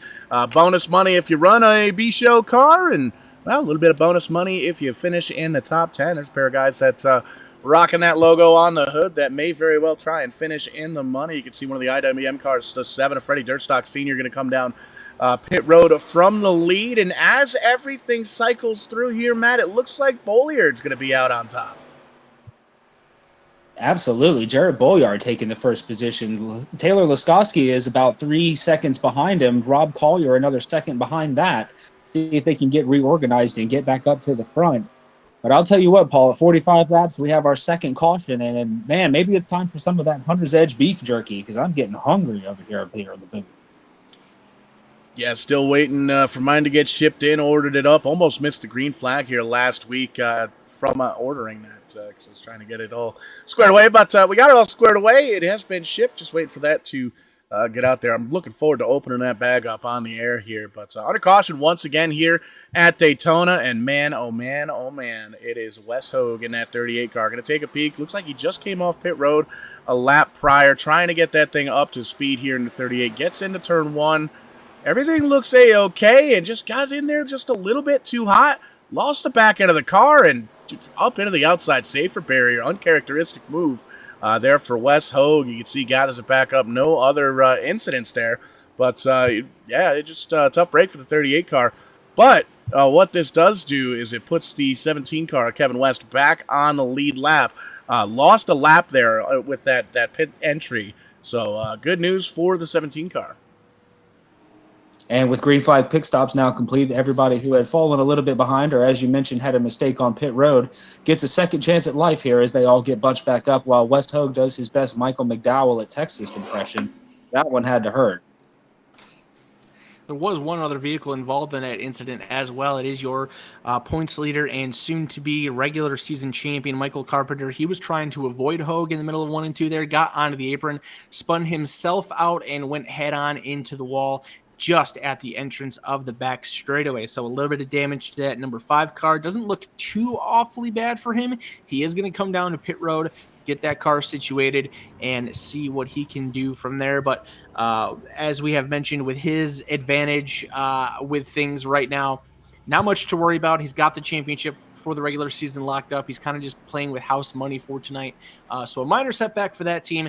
drivers coming down onto pit road right now to assess their situation. And we have another vehicle in trouble here trying to make it to pit road. It's the 933 of Leon Keniston.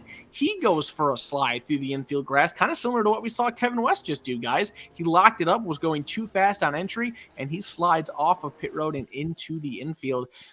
I guess if it's going to happen, better to happen under yellow than under green flag, but still not a good result there for the Oldsmobile of Leon Keniston. Yeah, just taking a look at the onboard, and we've mentioned a couple of times the brakes in these cars just not really up to par. And I've driven a similar car like these. These are very, very similar to the street stock sets of the Rental Race Car division, or the Rental Race Car group rents out in the street stock division at Stafford Motor Speedway. And I remember the first time I was in the car, I asked, what about the brakes? Yeah, you don't need them, especially here at Daytona. You don't really need them, but you can see kind of a handful throughout this racetrack. Looks like we got another car around down on the apron as well, as it looks like.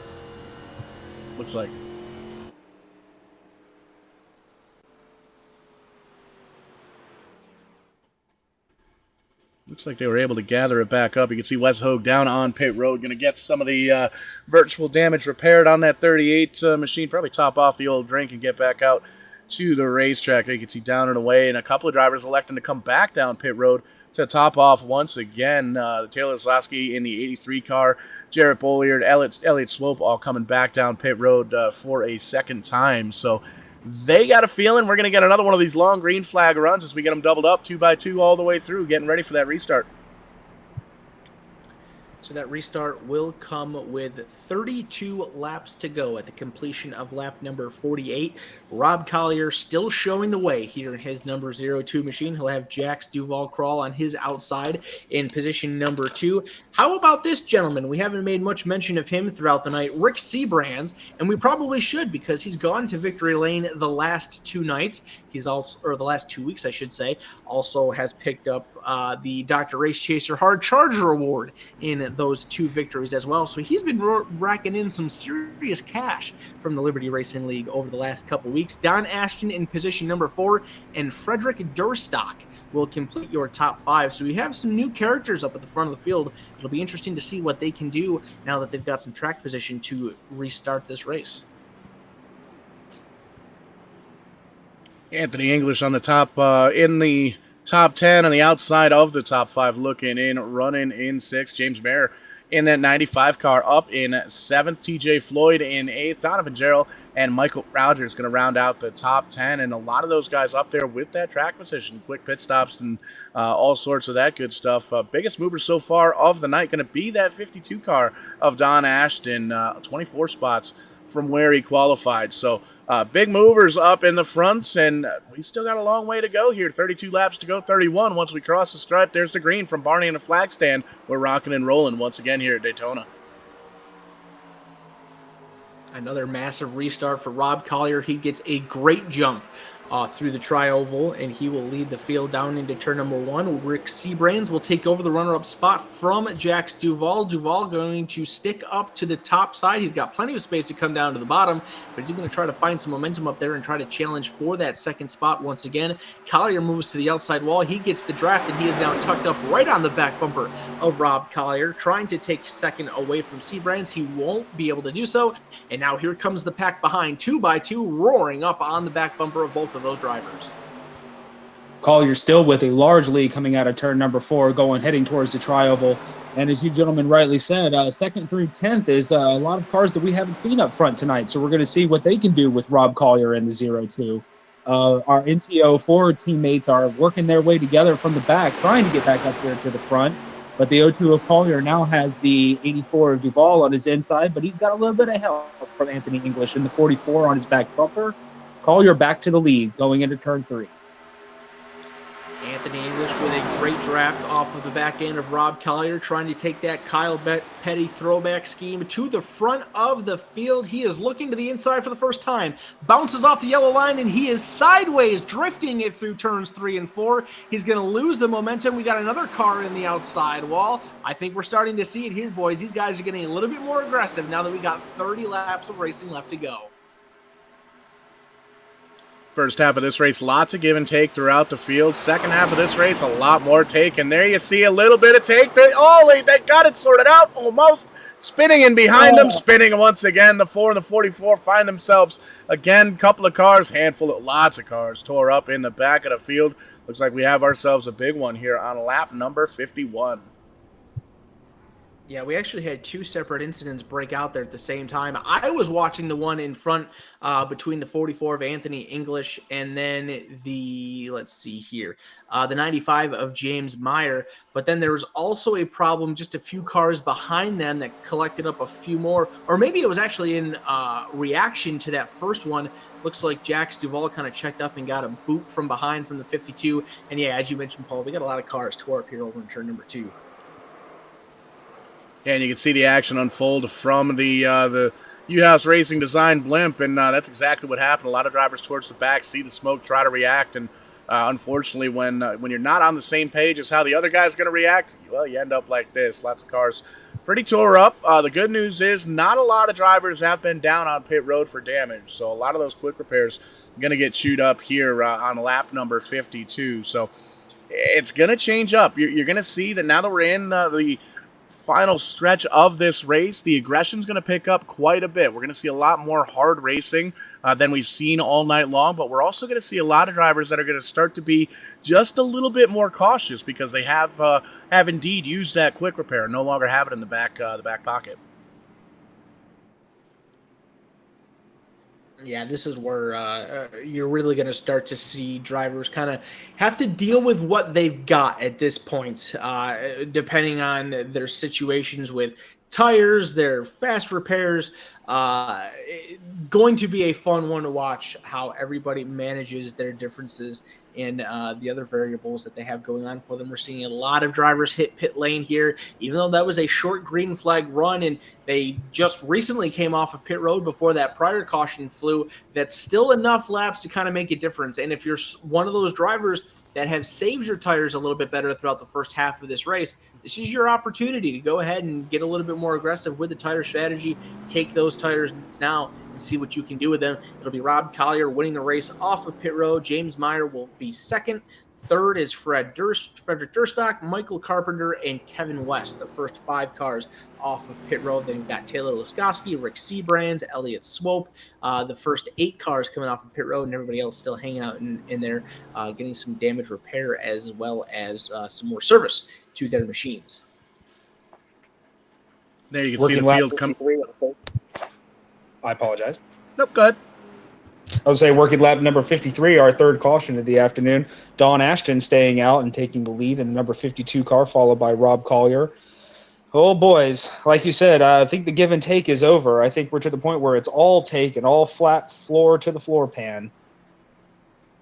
Yeah, it took the words right out of my mouth. That 52 car electing to stay out. Just came down under that last caution, kind of topped off the fuel tank a little bit, and looks like might be staying. I already had a lap led in that 52 camp, so I think old Mr. Ashton's gonna try and lead a couple of laps under green and see how this kind of falls out. You'll see a couple of drivers kind of peel off from the back of the pack, top off just a little bit in case we do have some overtime, which we've seen here multiple times here in the Liberty Racing League on Verdane Racing or on Verdane TV. And there you can see even some of the drivers up towards the front coming back down to top off. So going to be interesting, and I think fuel mileage might start to be a factor here in the final closing laps. So got another look at these point standings here. Was looking originally at a shot that was only showing me 16th and 17th. Found the remainder of the top 20. So here's the deal. They're taking the top 16 in the points. We know that we're not going to have more winners than we do playoff spots. That just wasn't possible with the number of races. So points still matter. However, there's a situation here that we need to focus on now that he is up towards the front, and that is the 7 machine of Frederick Durstock. Frederick is 19th in the points right now. It is not possible for him to make the top 16.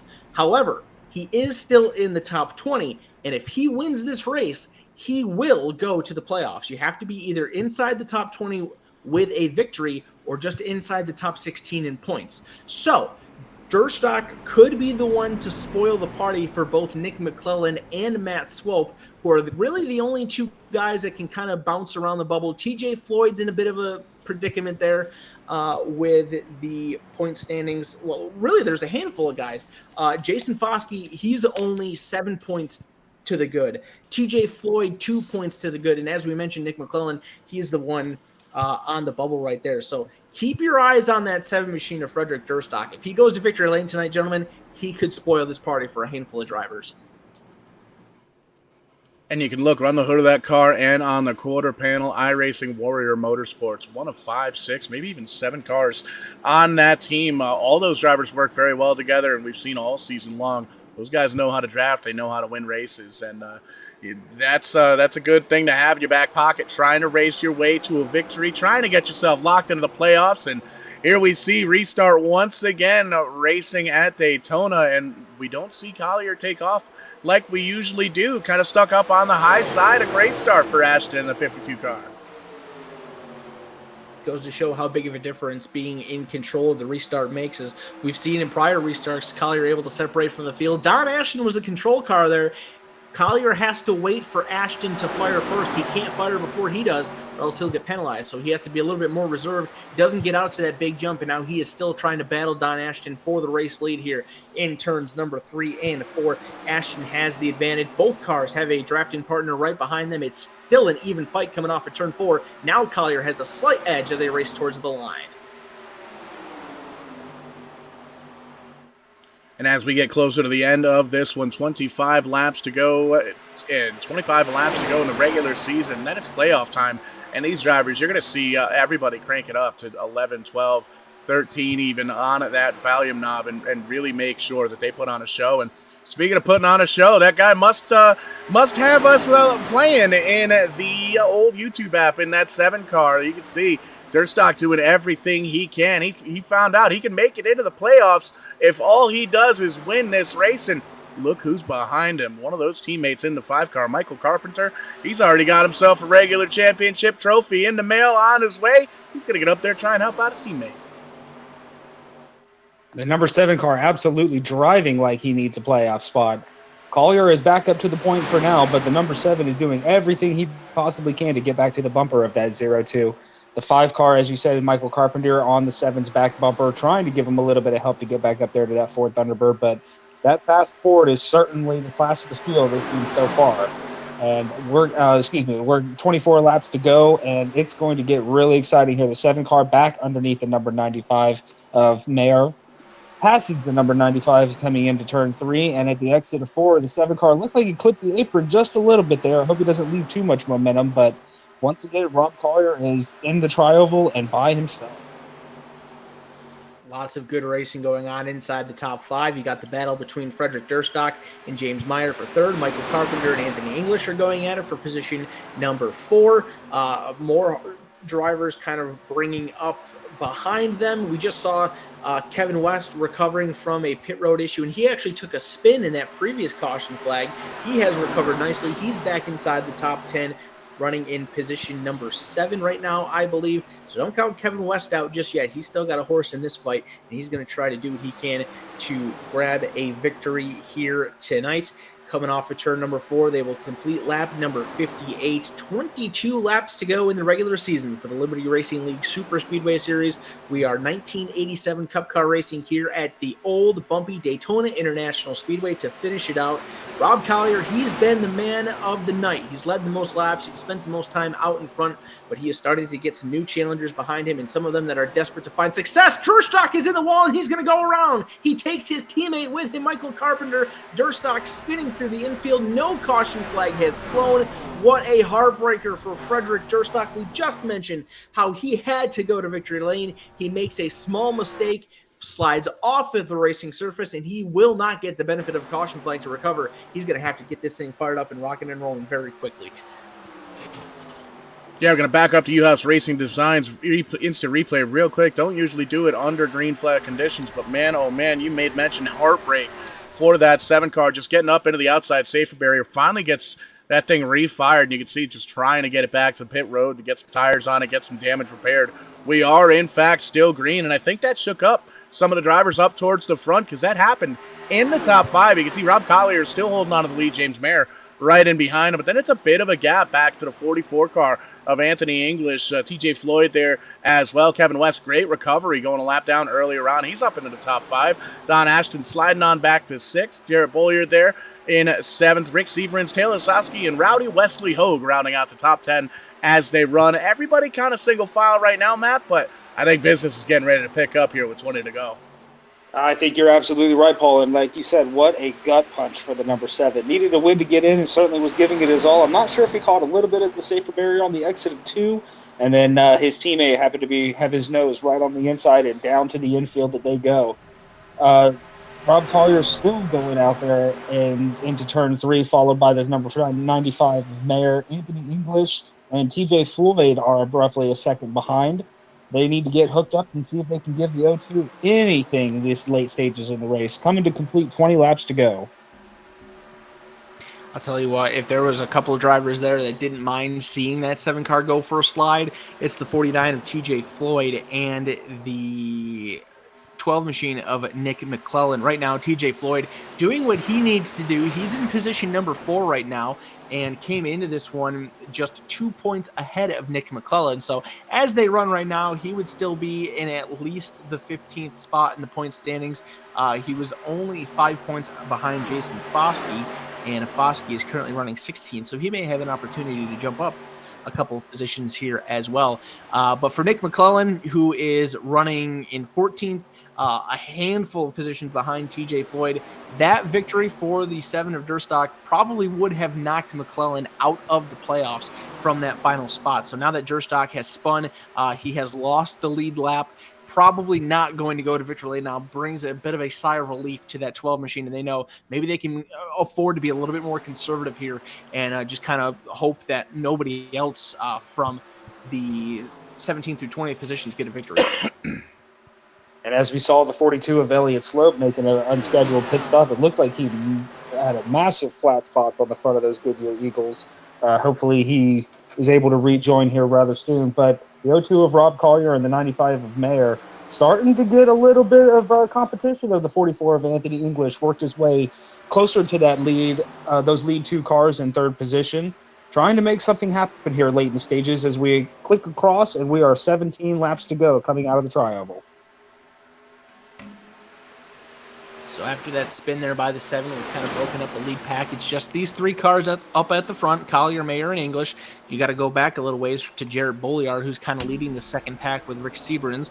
They're in position number 5, and then TJ Floyd is in 6. Whoa, we got some big fanning out going on there on the back straightaway forward position between Don Ashton and who is that? That is the 04 machine of Mark Mann. We haven't talked about Mark Mann much tonight. He's cracked himself inside of the top 10. We know he is going to be a playoff contender. He's got a couple victories here this season. So now that we're seeing him start to work his way towards the front of the field, maybe he is on his way for a late race charge to kind of spoil things for some of these front runners.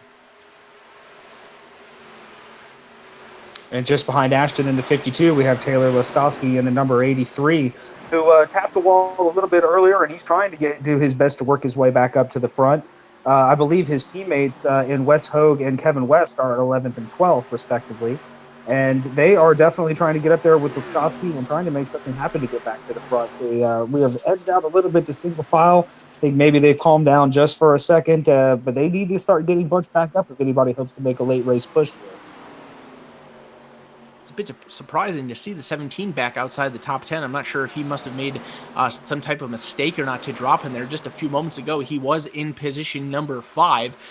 Doesn't look like that machine has too much damage on it, so I don't know if he hit the wall or if maybe the car got out from underneath him and he took a slide through the grass or something, but was 5th just a little while ago, and he has now dropped outside of the top 10 to 13th place, running in a pack with a few other cars there. Maybe now with the way things are looking, maybe for him it's just better off to kind of just play it safe and just ride and see what happens here. You got cars all over the racetrack. There really is no big pack. Unless something happens here, we could be in for a bit of a unique finish, seeing these guys broken up as much as they are.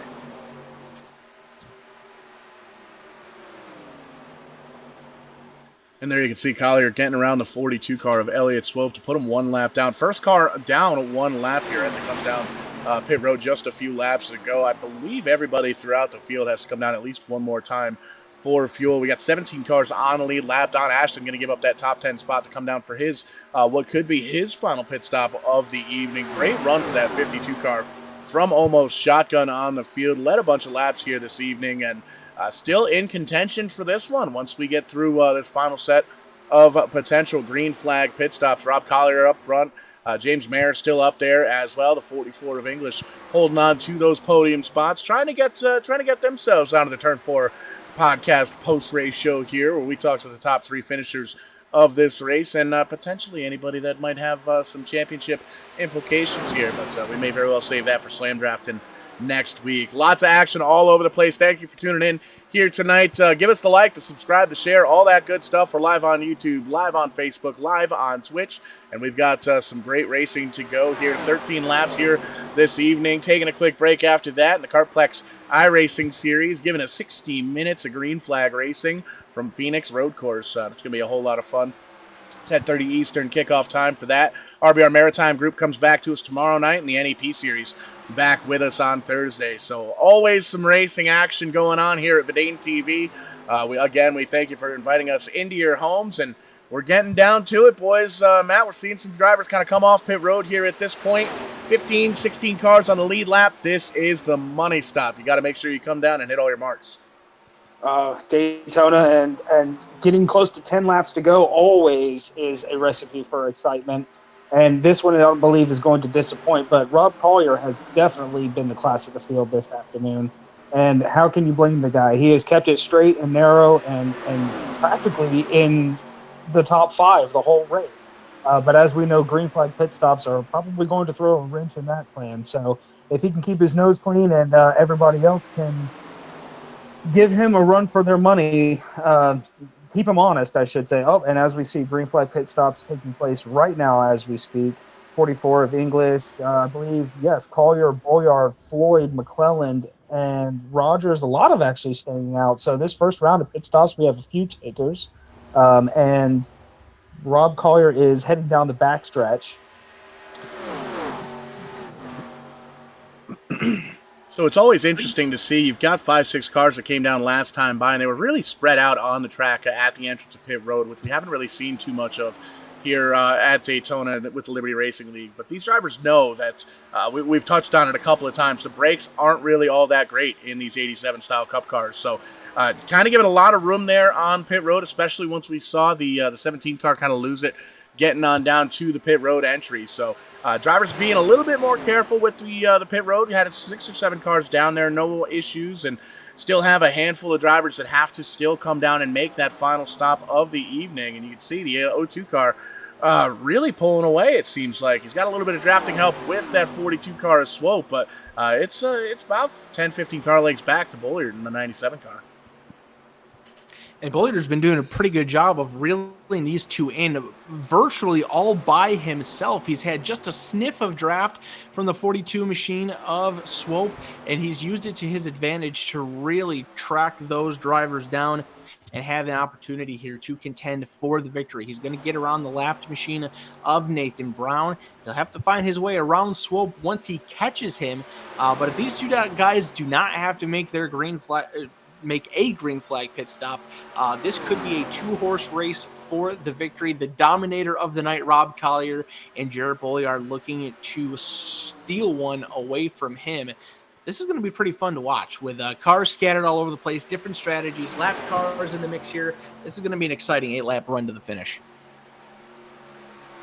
Heartbreak in the 52 camp. You saw Don Ashton, big-time damage on the right front of that car after that early pit stop, and came back down pit road, used that quick repair, but unfortunately at this point 2 laps down after leading laps here this evening. Night may very well be done, as it appears we've got a lot of drivers that are still trapped a lap down with these pit stops that still potentially, allegedly, have to happen. Here you can see drivers still kind of coming off pit road.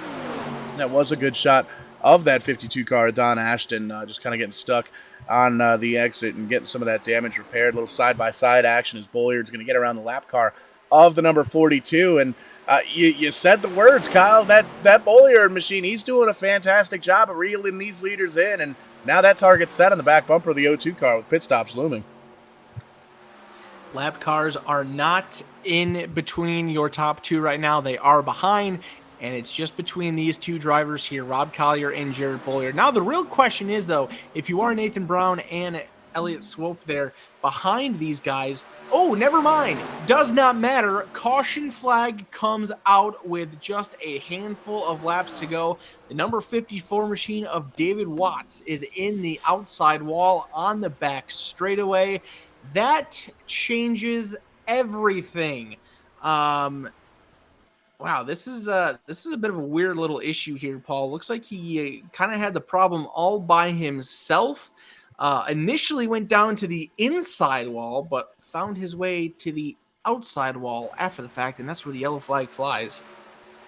Yeah, we'll dial it up here on the U-House Racing Design Instant Replay, and you can see the 54 car, the red and black machine, up on the high side, and gets into that safer barrier, comes all the way back down, trying to get those brakes locked up. Ain't doing nothing. Slams into that inside safer barrier.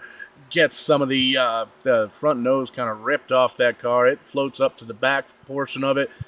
Gathers his breath. You can see quick little punch on the steering wheel. Grabs a gear and gets on going. So tough break for the 54 car. David Watts finding some more damage on that machine. You can see it looks like the rear end of that thing locked up, got up, gave the wall another little bit of a tap, but it looks like we're wrecking on the back straightaway as we come back to the live shot. So we'll back up to U-House Racing Design's Instant Replay and find out what went down there. Looks like Anthony English might have had some issues in the 44 car. See if we can get this all sorted out here.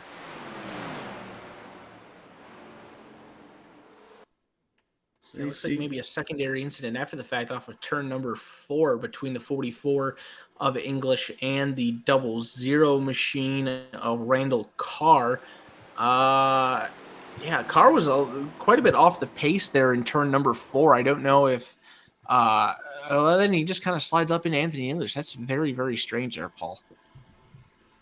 Yeah, a little on the odd side. You can see the 00 kind of trying to get up to the field. You see the 95 car goes around the outside. 44 car tries to do the same. So I'd chalk that up as a rookie mistake for the 00, trying to open up the bottom side, maybe let everybody go. But you got to double check those mirrors, double check with the spotters, make sure nobody's up there. But pit stops down and away. Taylor Lasowski, I believe, stayed out. Looks like Rick Sebrin's coming off pit road with some fuel, some tires potentially. Pit stops, there's still some guys down there on pit road. There you see a little damage on the left front of the 97 car. He's going to beat the O2 of Collier out. TJ Floyd in the 8th position. Nick McClelland up in 9th. Jason Foskey returning to the top 10 in that number 3 car. So we're going to have to re-rack, restack, and find out what's going on in this top 10. We're going to have less than 5 laps to go here, boys. Yeah, absolutely, Paul. And under 5 laps to go here at Daytona. This might be a recipe for disaster, but I think we're going to see quite the race at the end of this. Really bad luck for Collier on that caution there, as him and Bolliard were definitely pulling away that 2-car tandem going on. 83 of Lasowski, as you said, staying out. Kevin West back up to the 3rd position. Wes Hogue in 5th.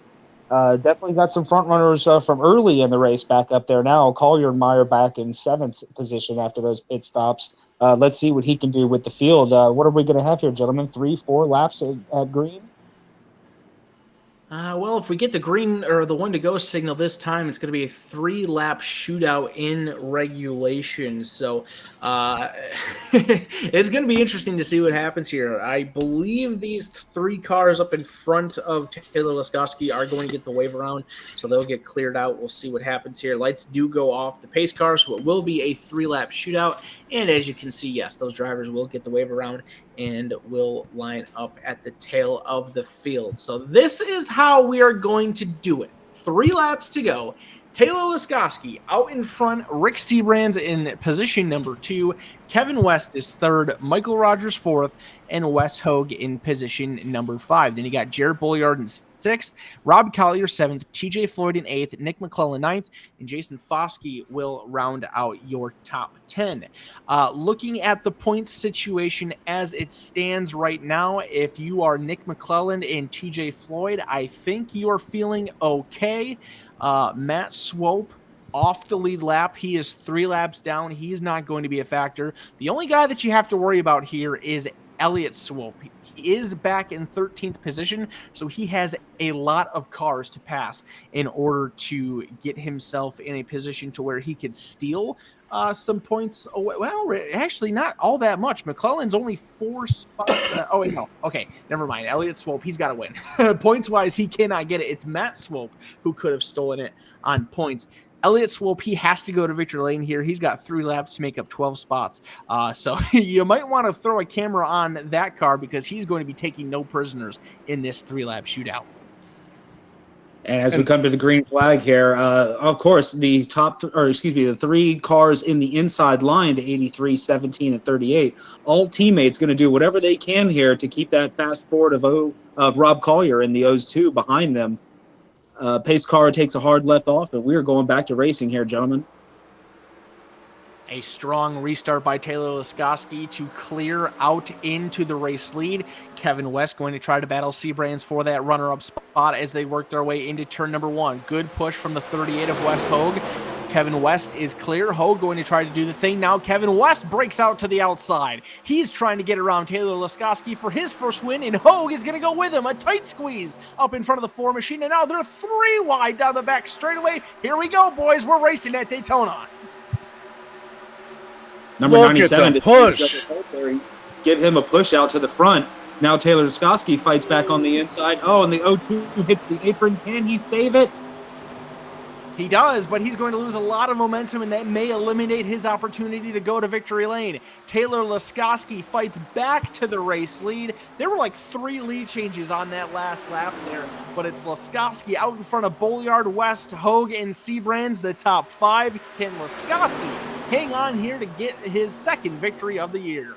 It is Katie bar the door here with 2 laps to go at Daytona. The 83 still leading. Jarrett Bolliard, now fakes to the outside. Is the 17 of West going to be able to go with him? I believe that he is. Laskowski gets a little bit from Wes Hogue, and the 38 behind him going to give him a little bit of shove going into turn 3.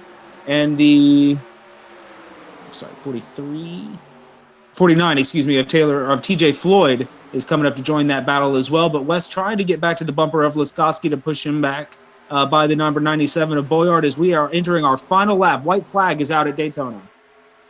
Final time around the Daytona International Speedway. It's Jarrett Bolliard at the front of the field. Tight racing, 3 wide for position number 2. Hogue is up into the wall. Look at TJ Floyd with the momentum. He is trying to go to victory lane for the first time. He's good on points, but he doesn't want to worry about the points. He wants the victory to get in. He'll shoot to the outside lane. He gets by Jarrett Bolliard for the race lead. Who will get a run from behind? Can he hold him off? Laskowski's into the wall, and he brings Wes Hogue into the wall with him.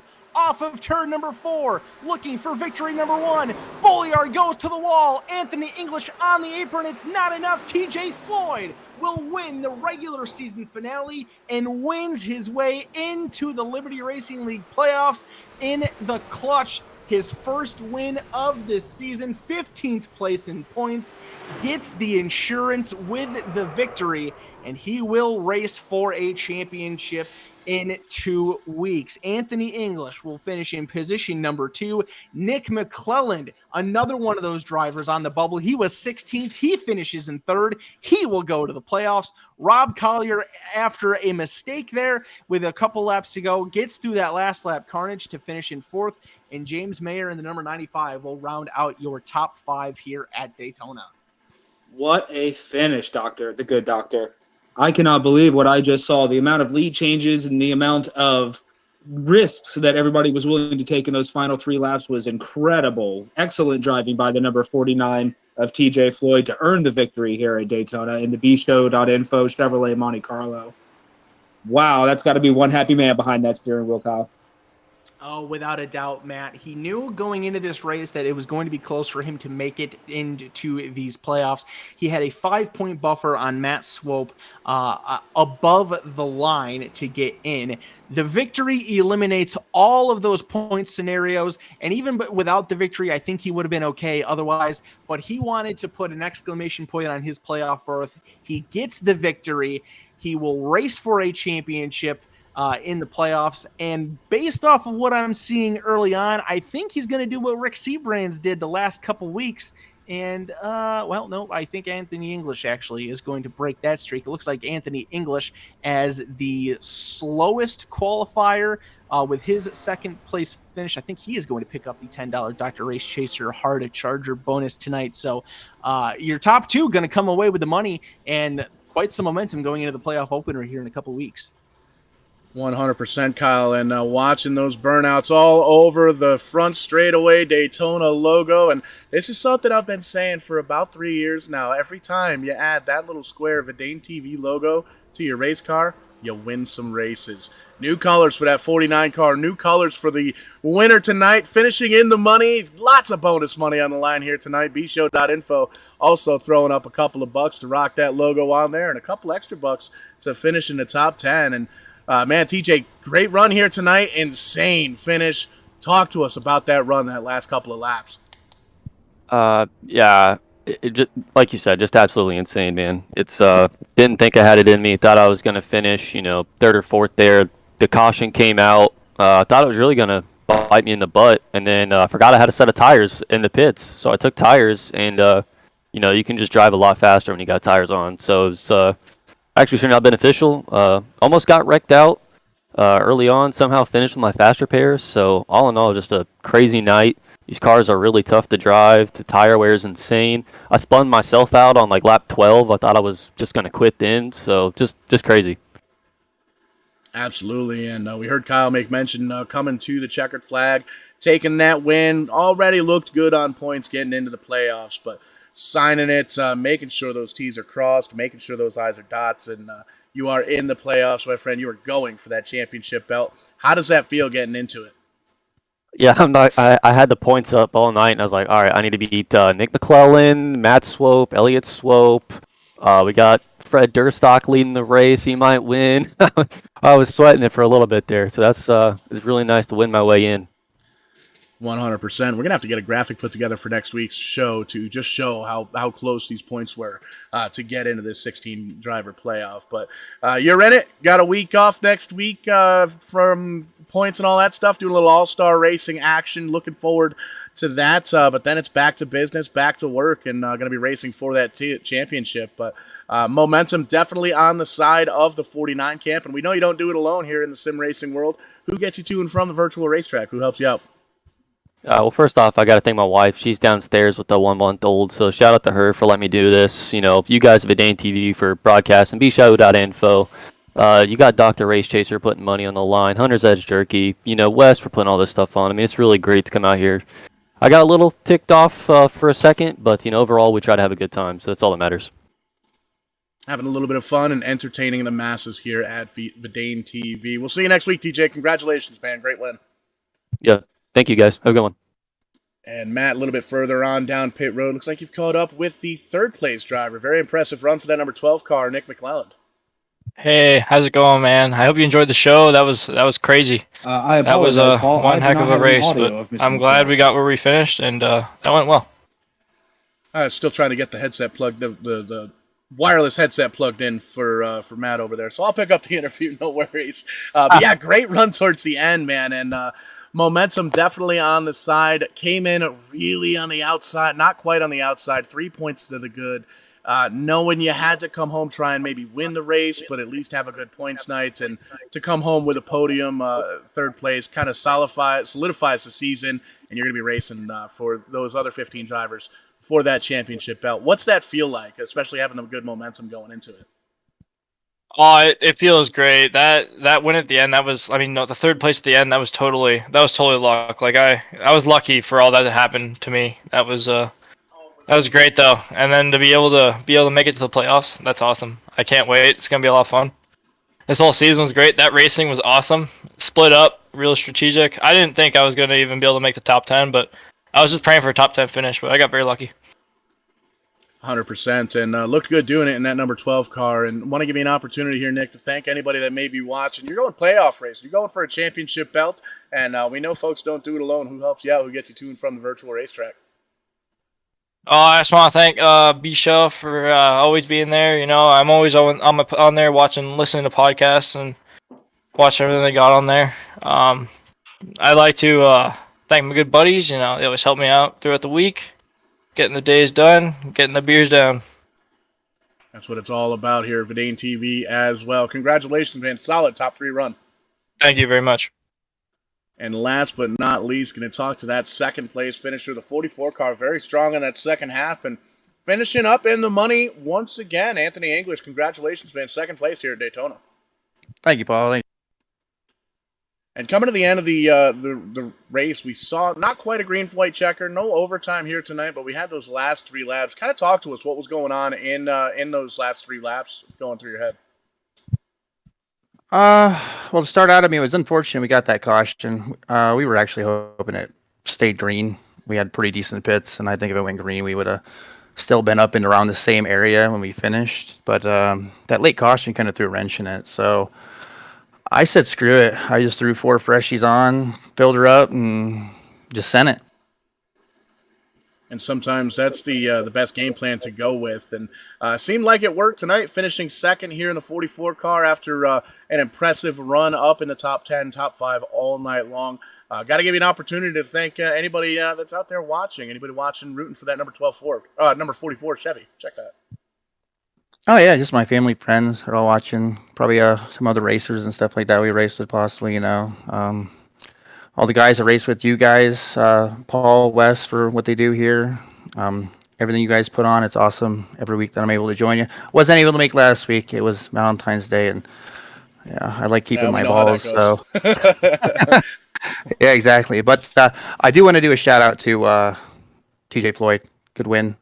And I do apologize for almost spinning him earlier. He thinks it was on purpose. It wasn't. I just had a better run going in that corner and caught him quicker than I thought, and that was it. I'm actually going to try to talk to him after to see if we can't settle it and stuff. But it was a fun race. It's great. I love running 87s, so I usually have a pretty decent line here, and unless you really chew up the tires, you can do some damage. So it was fun. Absolutely, and a good race, good finish here tonight. On to the All-Star race, and then we're racing for some more wins towards the end of the season. We heard on SlamDraftin earlier, still some money on the line for all the drivers, not just the playoff championship 16. So we look forward to seeing it on the track in a couple of weeks. Yeah, it'll be fun. I'll be there for sure, and I'll be here next season to try to give it a run for a point. So looking forward to it for sure. Second place finish for the 44 car. Anthony, congratulations, man. Thank you again, Paul. And I could see him making his trot down from the big red trailer. Rowdy Wesley Hogue doing math, which doesn't really make sense to me. But Wes, have we got the 16 drivers? What do we got? What are we looking forward to here in 2 weeks' time on Verdane TV? Yeah, so far we do have our 16 drivers. A little bit of a change up here. John Ballou finishing 17th out in the points. However, he is bringing home a win. That would knock Matt Swope out. However, we have not seen John Ballou in 2 weeks, so we're actually going to touch base with John Ballou.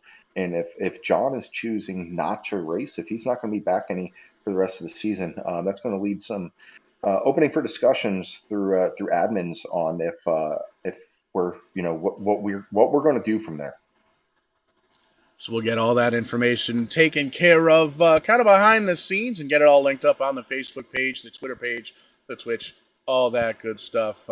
But, man, another good race in the book here for the Liberty Racing League. We're off next week for the All-Star race, doing a little bit of a wonky broadcast because this guy's going to be running the All-Star race next week. So I'll be streaming on Twitch, twitch.tv/strictly94. I probably won't be doing any commentary, and it's probably going to be a little PG-13 rating. So got to throw that little asterisk out there. But looking forward to it. Going to be my return to sim racing, first time behind the wheel in at least a year and a half, 2 years. So looking forward to that. Hoping to get some practice in here this week, towards the end of the week as well. So lots of cool stuff coming up on Verdane TV. Going to take us a quick little beverage break, and then we're coming back with the Cartplex iRacing Series.